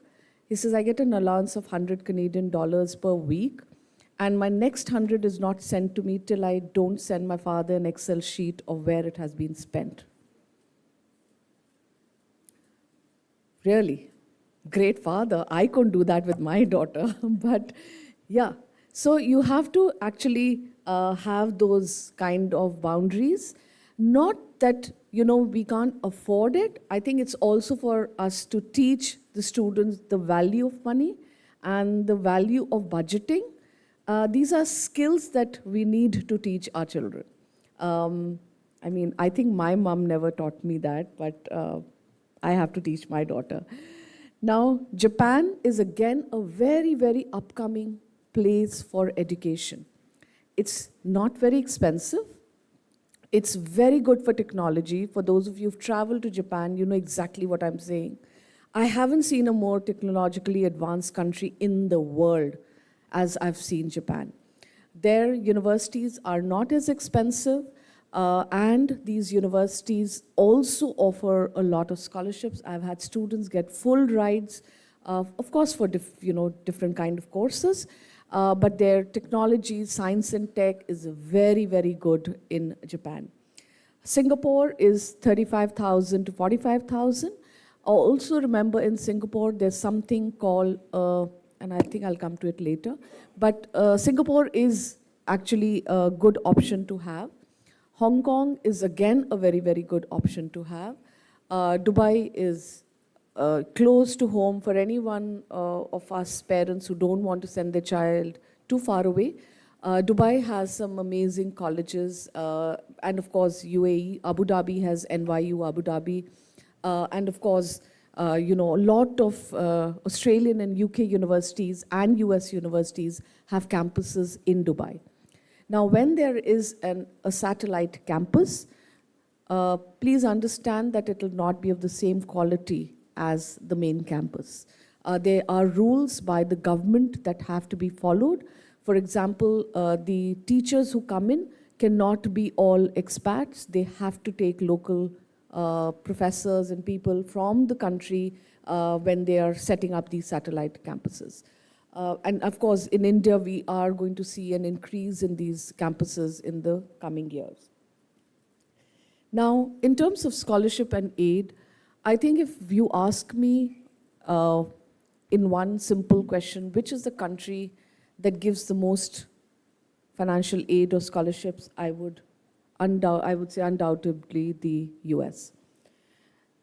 Now, why do they give that? Because they have a very, very rich alumni base. They have a lot of money that they can spend on students who cannot afford to come with whatever expenses. Now, there are two kinds. One is financial aid, and the other is scholarship. So you really need to understand the difference between the two.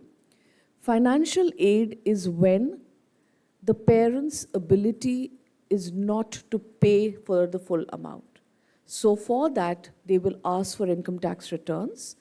And generally, I can say that if your income tax returns are less than 75,000 USD, you're eligible for financial aid.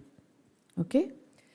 Now, the other is scholarships. Scholarships are basis, the student's academic achievement. Not all colleges offer financial aids, and in the same way, not all colleges offer scholarships. The Ivy Leagues have nothing called a scholarship. It is all financial aid. Public universities have no financial aid, and public universities are universities that are in the US that have the public or the state giving funds to them for their upkeep. So for example, one that you would all know is UC Berkeley, UCLA, UC San Diego. These are all public universities, and they do not offer any financial aid to students. Georgia Tech, Purdue, UIUC, these are names that are public universities. Now, public universities may offer scholarships. And those of you who were here earlier saw that there was a student who's gone to University of Massachusetts Amherst with a 16,000 scholarship. So certain places will give you scholarships, but no financial aid. Financial aid will only be available to students who have a US passport. So if anyone has a child with a US passport, yes, you will be eligible. If you have residency, you will be eligible for residency fees. And if you are not a resident there, the child just has a passport, you are eligible for federal financial aid, and we can have a conversation about that. Now, there's something called need-blind financial aid and need-aware financial aid, okay? Now, need-blind means you can imagine the admissions office on one side, a wall in the middle, and the financial aid in the other side. The admission aid does not know what the financial aid office is doing, and the financial aid does not know what the admissions office is doing.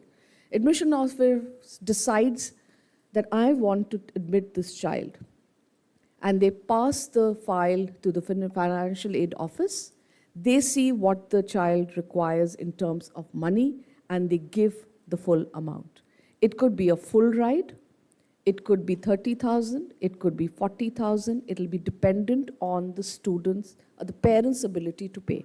And for that, of course, there are forms you need to fill and questions that you need to answer, detailed forms, which are really, really very, very troublesome to fill because they have trick questions. So you can't fool them. And they keep asking the same question over and over again. So if you're lying on those forms, they will catch you. And once universities' calculation of your need is not going to be the same as another university's calculation of your need. So that's another thing you need to understand. There are 8 universities that are need blind for international students.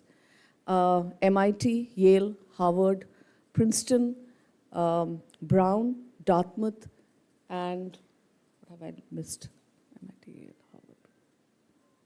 Did I say Harvard? I did? Okay, there are 8. I'm forgetting the last one. So there are the 8 need-blind institutions. All the others are need-aware. But let me tell you, small liberal arts colleges have a lot of money to offer. And I've, in the past, had a lot of students get full financial aid to even places like a Stanford or a Cornell or any other of these universities. But for that, of course, the student has to be a good student. Why would anyone, I mean, if you actually think of it, why would anyone pay money for you to come? 89,000 USD. You have to be worth it, isn't it? And how are you worth it? You're worth it if you're a very good student, because that's your primary role when you get to college. You're going to study. You're not going to play tennis, or you're not going to play, I mean, you can play tennis, but you're going to also need to study. Fine? If you've done a lot of NGO work or you've done, amazing debates and amazing MUNs, that's not what you're going to college for. You're going to college to study. So the first and the foremost and the most important thing is your transcript. What you've achieved in school is the most important. Those of you who feel that, and of course, what the other documents from school that go in, those of you who feel that, we'll miss school. We come to school 3 days a week. I mean, it was unheard during my time when I was in school. Please remember that's the impression you're putting on your teachers. You're not regular. You're not giving your assignments on time. You have to be, run after. To do your own work, you're not the kind of student any college would want. Because here, believe me, and I'm speaking very, very freely, ma'am, teachers here follow up and ask you to give an assignment that you need to give for your mark. No one in college is going to run behind you. No one anywhere in the world, be it India or overseas. If the deadline to submit something is 12, you submit it at 12:01, you get a 0 in that. And let me tell you something. My daughter in her final year, there was one paper that she got a 0 in. It was part of a huge exam. There was one part of it that she got a 0 in, and it was a group assignment. The mistake that they did was there were 4 people in the group. The assignment was to be submitted. The same thing was to be submitted by all 4. They just let the leader submit it, and the other 3 slept. All 4 of them got a 0 because they did not follow instructions. That's what college teaches you, and that's what you need to be here. Please remember, habits form now. You will not suddenly reach a US university or a UK university or an Ashoka or a Delhi university, wake up one day to be the most disciplined child ever and the best student ever. It just does not happen, okay? So please remember that if you need any kind of scholarship, you have to be at the top of your class. Merit-based, of course, will be on the basis of academic and outstanding performance. Canada has certain scholarships that the school nominates students from. Okay, we can only nominate one child to to UBC and Toronto. And this is completely, it's a need-based scholarship, so whatever money you can show, you show, everything else will be paid by the university. Very, very prestigious. The Lester B. Pearson Award, there are only about 5 students from India get it. If you want to be that one of those 5, you have to be very, very good. And we have to have the confidence that you'll be a good advocate of the school and a good ambassador of the school in the university. Okay? Otherwise, we'll not nominate. It's okay. Yeah? So please remember that whatever you do, all of these scholarships are need-based. Of course, there are lots. McGill is the only one that offers financial aid. You've got, some of them are automatic considerations. So you apply and you're automatically considered for a scholarship. It could be an entrance scholarship. Entrance scholarship means first year only at the time of entry. And others would say over 5 years. So if for UBC they have an academic achievement, international student merit scholarship, and that is every year you get, say, 10,000 off or a 20,000 off or 25,000 off. For scholarships, please remember, there will always be a minimum grade you need to achieve every year. So if you've got a scholarship now and they say that the minimum grade for you to maintain the scholarship for next year is 3 or a 3.5, if you have a 3.4 or a 2.9, you will not get the scholarship in the subsequent years. Okay? Of course, there are ways to make sure that you don't do that. And those tricks you can learn when you get to college. But what I'm trying to say is that you have to continue doing well if you want to keep the scholarship. It's not automatic in subsequent years. Financial aid, however, is automatic in subsequent years. You can also have an increase in financial aid if your financial condition changes at home. So all of these is important for you to understand. In UK, they don't offer financial aid. They'll have a little bit of scholarship here and there, a bursary of 2,000, 5,000. It could be for 1 year. LSE does have a full ride, very competitive, of course, but they could also say that you need to make us as an unconditional firm. So when you get the conditional offers, parents, I was talking to you all earlier, you get conditional offers, you have to choose two. Those two, one is firm and one is insurance. Until and unless you put them as firm, you do not get the scholarship. So they really don't want to give it to someone who is not serious of coming there. Ireland, again, partial scholarships are available. They do not offer financial aid. But of course, if you look at the fee of Ireland compared to that of US, it's a lot, it's very different. So, those could be options. Also, I think a lot of us decide the country not only on finances, but also on stay back opportunities after the finish of the course. So for the US, the law as of today, as I stand here, is US allows you to stay back for 1 year, all courses, and 2 extra years, so 3 years if you are in a course that is STEM designated. STEM is science, technology, engineering, and mathematics. Economics, also in many universities, is a STEM degree. And if you all want the list of colleges that are STEM degree for econ, please get in touch with me. I'll give that list to you. In UK, you can stay back and work for 2 years, but we don't know how long that's going to be. Ireland, you can stay back and work for a year. If you do your master's, you can stay back and work for 2 years in Ireland. Australia has recently, so Australia, a lot of scholarships are available.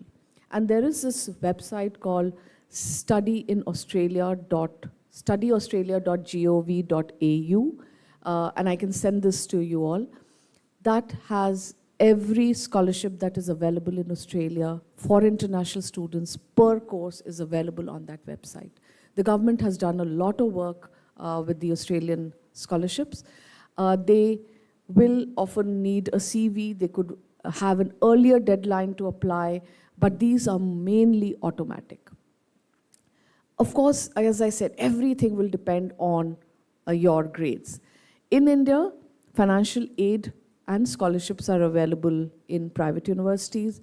I think we really don't need any money to study in a Mumbai University or something. I remember when my daughter, I go back to my child because that's personal experience. She took admission in Sophia College in Mumbai, which she finally did not attend. But the fee, when I paid the fee for a year, was 4,500 in 2016.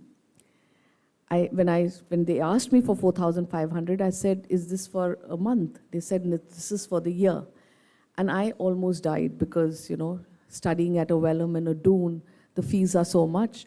I studied in Gujarat, I studied in Xavier's, and I did not have to pay any fees. Gujarat still has free education for girls.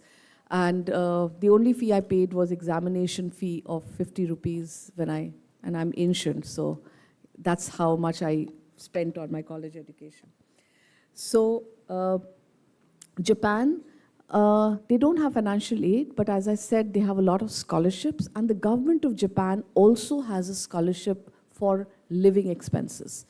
And again, if you're interested in Japan, you can get in touch with me and I'll direct you to the right courses, right colleges. Singapore has something called the Ministry of Education subsidy. So while you're filling in your Singaporean form, you have to tick that you need the subsidy. And if you are admitted, so Singapore admissions work on a very different timeline. You apply by February or March 15th. I think today is the deadline for a lot of Singaporean universities. And when you apply, you do not get a conditional offer or an acceptance or anything till your final results are declared.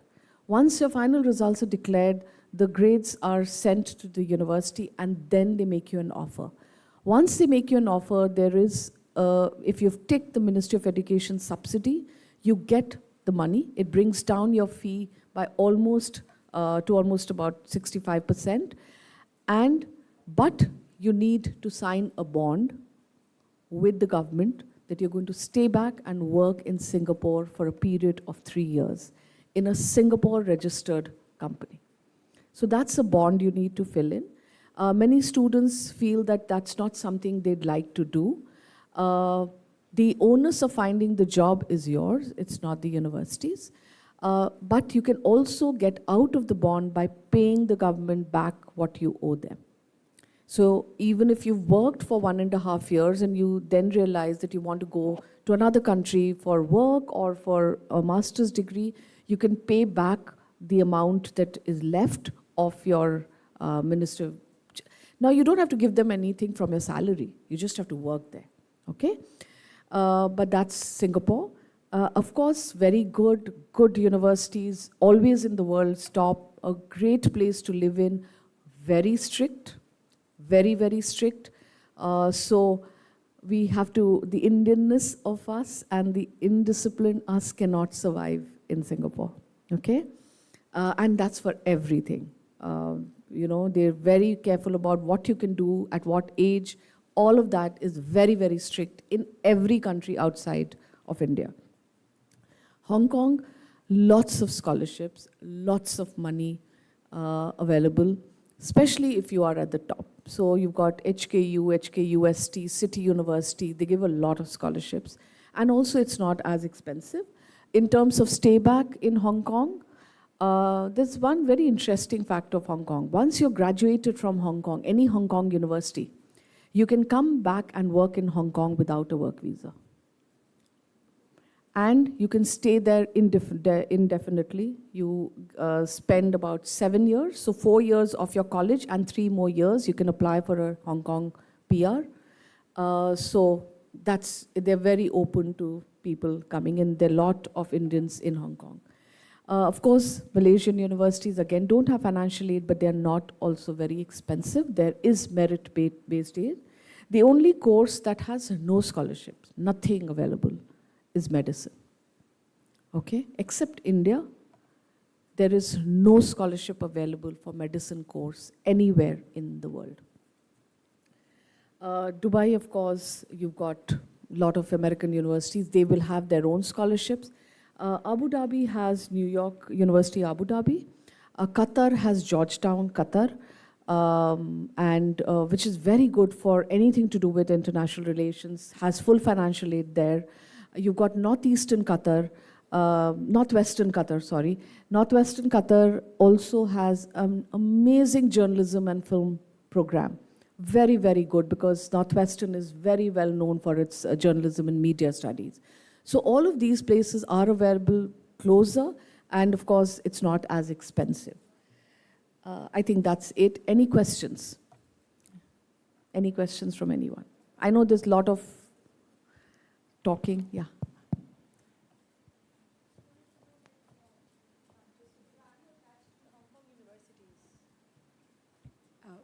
Just want to ask, like, what is the value attached to Hong Kong universities? Like, are they really recognized? I see the fees not very high, and just that, yeah. Okay. So, you know, let me tell you, I previously, in some part of my life, I was representing University of Hong Kong in India.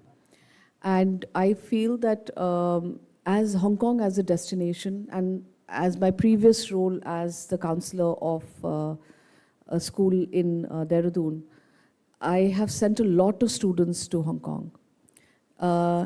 It's not for someone who is not academically strong, because it's very, very academically challenging. But in terms of the quality of education that you get and the cost that you are attached to it, I think it's an amazing place to be in. Yes, there was a problem. We all saw that in the news, but things are settled now. I would say it's not for someone who's very vocal about their thoughts, especially if it has to do with anything politically inclined. I'm not going to say anything, everyone hears now. So if you're not that kind of a student, then it's a great place to be in. Very safe. Yes, there is a language issue. It's not easy to understand Cantonese, but I didn't have a problem when I would go to and travel to Hong Kong. But I think if you look at the rankings, world rankings, it's always in the top 20. HKU and HKUST are always in the top 20. So that's something that you can very, very closely look at. And lots of scholarships. So if you're a good student, but yes, A-level students, they need 4 A stars. They will not do with 3. You need to have 4 A-level subjects to get a scholarship in any Hong Kong university. Not 4, not 3. But it's also, if you see the curriculum has changed, they've kind of made it into a liberal arts curriculum, copied what the US is, trying very hard to break away from the British system of learning and teaching. So they have a liberal core, and everyone has to do the liberal core and then do 4 years. They do recognize A-levels and IB and do give credits for those to students, so you can finish off actually in 3 years. And work-wise, there's enough work. Still, they claim they are still the financial capital of South Asia, but Singapore, they're always fighting, so yeah. And I mean, between the two, Singapore and Hong Kong, it's easier to get a job in Hong Kong than get it in Singapore, especially entry level. Yeah. Yes. Hi. Yes, sir. No, should I just come down? Yeah.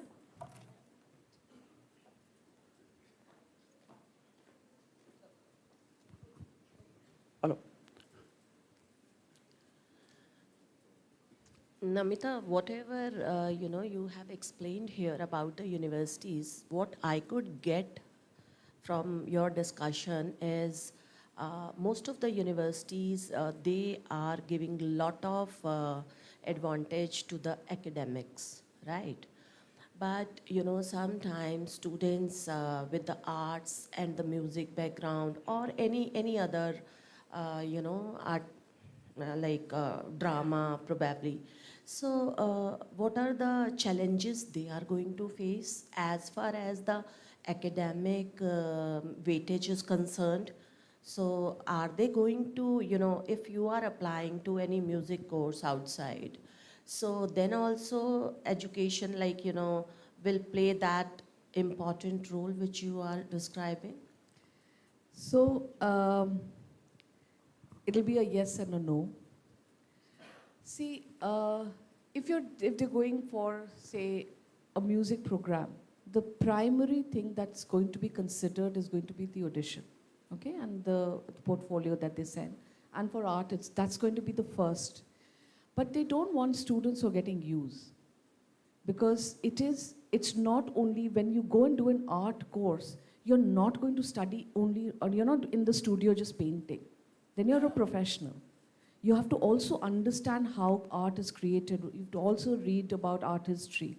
You will also read about, there is so much academic work with the course like an art, design, or anything else, okay?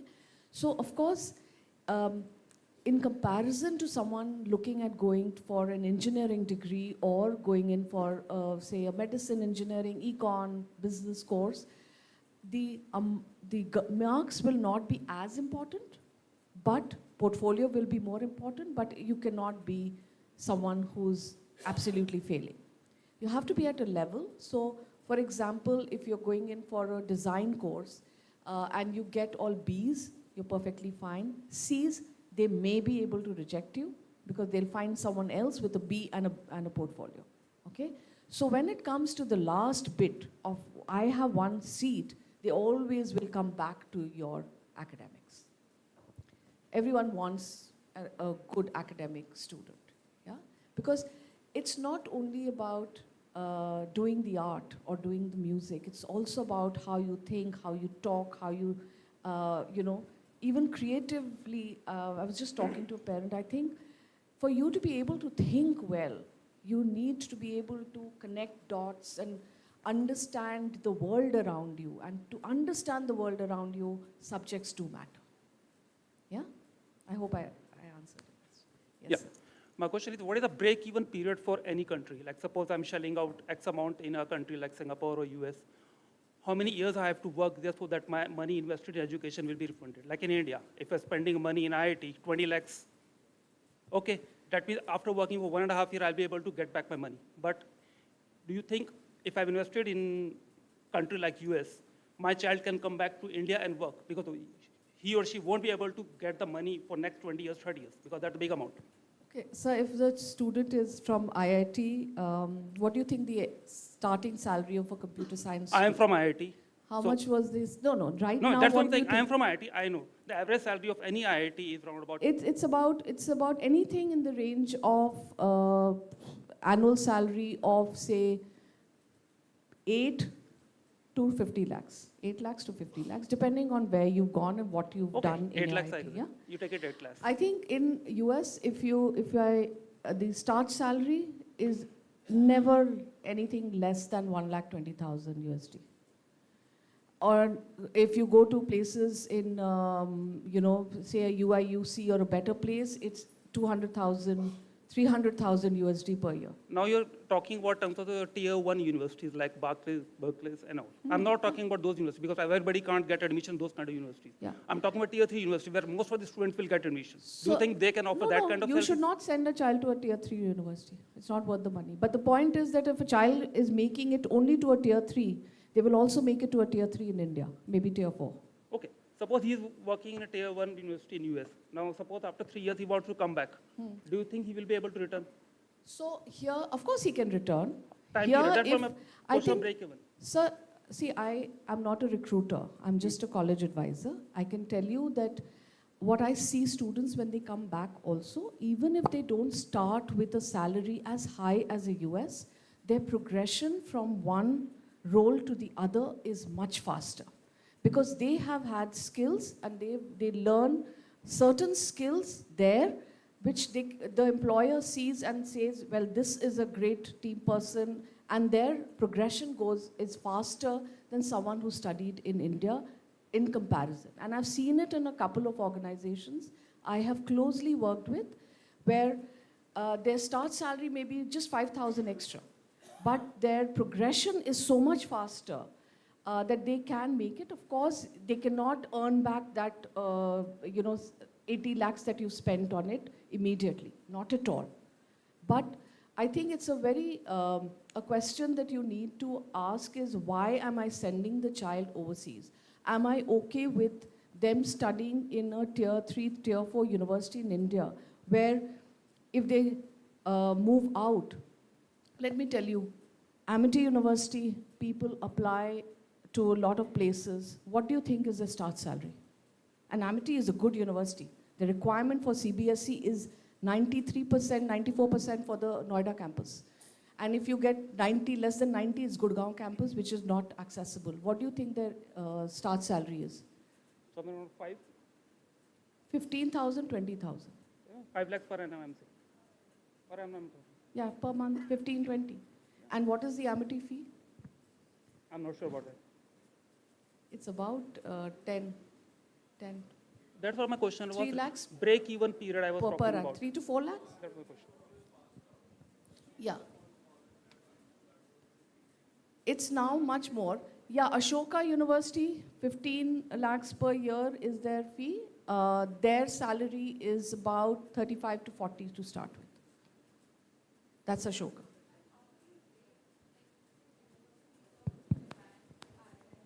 UK, India, and Hong Kong for science students for engineering courses? So it depends specific engineering. So if I'm looking at bioengineering, I would put Hong Kong as number 1.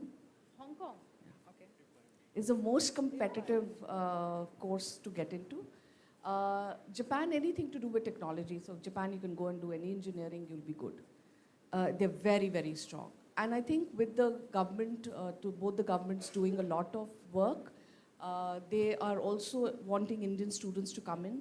They're also teaching their own children how to speak in English, because English is absolutely no, So they there's just no do not language speak. Yeah. barrier in Japan? In Japan, a lot. Lots. I mean, you cannot survive without Unless a Google and you know Translate, no. But I think, if a student is good and they learn Japanese, they can also, while they are studying, there are so many people who want students who've studied in Japan, know English well and know Japanese well, that your employability is anyway increasing. So learning a language, I feel, should not be a deterrent. It's an addition to your employability. Access to education. You've done French in, say, an IB. You can go and study in France, in a country which is teaching in English, but for you to move around, you know French. So how is it a deterrent? It isn't. Ma'am, last. Yeah. Is there any benefit of being an IB or A-level kid over any other Indian board child? Over any Indian board? Any CBSE or ICSE kids? Oh, amazing, everything. For universities? Absolutely. How? Also, as a person, I wish I had studied IB. No, for university admissions or these kind of things, So I'm asking. I will not put our curriculum, our national curriculums down, because they've been there for a lot, and it's not that those students do not get into any place. But let me tell you that students who are in an international curriculum, when they go to college, they struggle less. No. What she's asking is that if the child is IB and there's another application of CBSE, does the IB application carry more weightage? Or maybe some course like earlier we were being told that foundation course, most of the IB kids don't need to do foundation course, but CBSE kids have to do. Many universities don't take IB students into the foundation course. Yeah. They don't. So that's Only in UK. US or? UK for certain courses, engineering, business courses, they do not, some of them don't take students in. But, I mean, an IB 38 or a 39, let me put it this way, a IB 38 or a 39 or anything between 38 to 40 is equivalent to a 95 plus in CBSE. Most of the universities will reject in 40. Singapore won't even look at you. Singapore for CBSE kids is 97, 98%, all 5 subjects. Okay? So Singapore is another level. Singapore is okay because Singapore also looks at JEE exams. So if we actually look at it, then CBSE students gain when it's Singapore. But if you're looking at a US college, and I look at a CBSE kid with the right choice of subjects. So if you're a physics, chemistry, math, computer science student, bad news for a US college. But if you're a physics, chemistry, math, economics, and very good. If you're CBSE students with economics, history, mathematics, English, say psychology, very good. But business, accounts, economics, English, math, very bad. Okay? So it'll again depend on the subject combination, the A levels, and of course they are much better recognized every place. A CBSE child cannot apply to Cambridge. They have to take 5 AP exams and the SATs. Okay? They're not allowed to apply. So ISC, CBSE is not allowed to apply to Cambridge. They're not allowed to, so if you're an international, and imagine taking 5 more APs in addition to your full curriculum, getting the grades of 95 and taking 5 APs and getting a 5 in between your class 11th and 12th. So it's not that it can be taken later, it has to be taken before you apply. So those are. Thank you. Ma'am? Yeah. What about like Germany, and would you be able to provide us the details of like what all colleges are good for a particular stream and what are the career prospects that a child can achieve? Basis that only we will be able to select a place where the student can go and what university you should apply to. So I'll first take the Germany question. So all of you who think that German education is free, let me tell you, only if the student is at the C1 level of German language proficiency is it free. Okay? They have to be able to speak German so fluently that they can attend a class being taught in German. Okay? The others are all private universities. Fees is slightly lower, anything like Europe, so Ireland, anything else. But if you don't know German language, you're being able to even do any kind of work is going to be extremely tough. Now coming to your second question about give us a list of colleges, and I think we have to do it the other way around. We have to first look at the child. We have to first look at what they have achieved, and then yes, a list of colleges. the list of colleges always comes after grade 11 final results. Because till then, we don't know how the performance is. I cannot say start preparing for for this particular college and the requirement is very high or very low for the child's ability. So I think that comes in later, but yes, of course, I can make college lists for you all, not a problem at So all. maybe what I'll do is I'll arrange a session with you to understand like how we can start preparing or what things we need. Absolutely, absolutely. So my email ID is career.counselor@prometheusschool.com. Already written to you. Please send me an email and we'll Sure. book an appointment. Okay. All right, we'll have to, sorry, we are running short of time. We'll have to move to the next session. Before that, I'll invite Mr. Ibrahim to speak to all of you. Thank you, Ms. Namrata. Thanks a ton for this wonderful, very informative, very eye-opener a session for all of us. Thank you, Ms. Sonali, and thank you, Ms. Namrata. Every parent has a question, I'm sure, and we are always available, not just today, but anytime that you want to reach out to us, we'll be very happy to set up an appointment as and whatever your requirements are. But I would like to say what I said in the morning session as we started, that every child is different. So let's not compare, and let's take a conscious decision that where I would like my child to go, right? In collaboration with the child. So let's not thrust our view upon the child. Let's make it a collaborative conversation with our children. On that note, of course, we are aware that at Prometheus, one of the thrust areas we need to focus more on is the entrepreneurship program. The entrepreneurship as a program is there in a formalized structure which we want to create, but it's one of the essential life skills that we want to incorporate, because in 21st century, the whole concept of design thinking, the entrepreneurial mindset is not just for those who will become entrepreneurs themselves, but an essential life skill when you take it into university and to careers, right? So for that, as you would have received a mail, you would know that we have Mr. Amit Goel. Amit, please. Amit has worked at various places within India as well as abroad. And one of the things that I like talking about was he was at the Watson's Research Lab, which is a highly equipped lab, one of the world's best in terms of driving innovation and research. So Amit joins us as head of incubation and innovation. So that will be integrated with the curriculum. And that's a plan which he's already started working with the coordinators in secondary. This year, this semester, we want to focus more with the secondary, but it's something that we want to take down even up to grade 4 and 5. And let's see where we can drive that. So thank you so much, Amit, for coming on board. And thank you. I'm just looking forward to starting this program.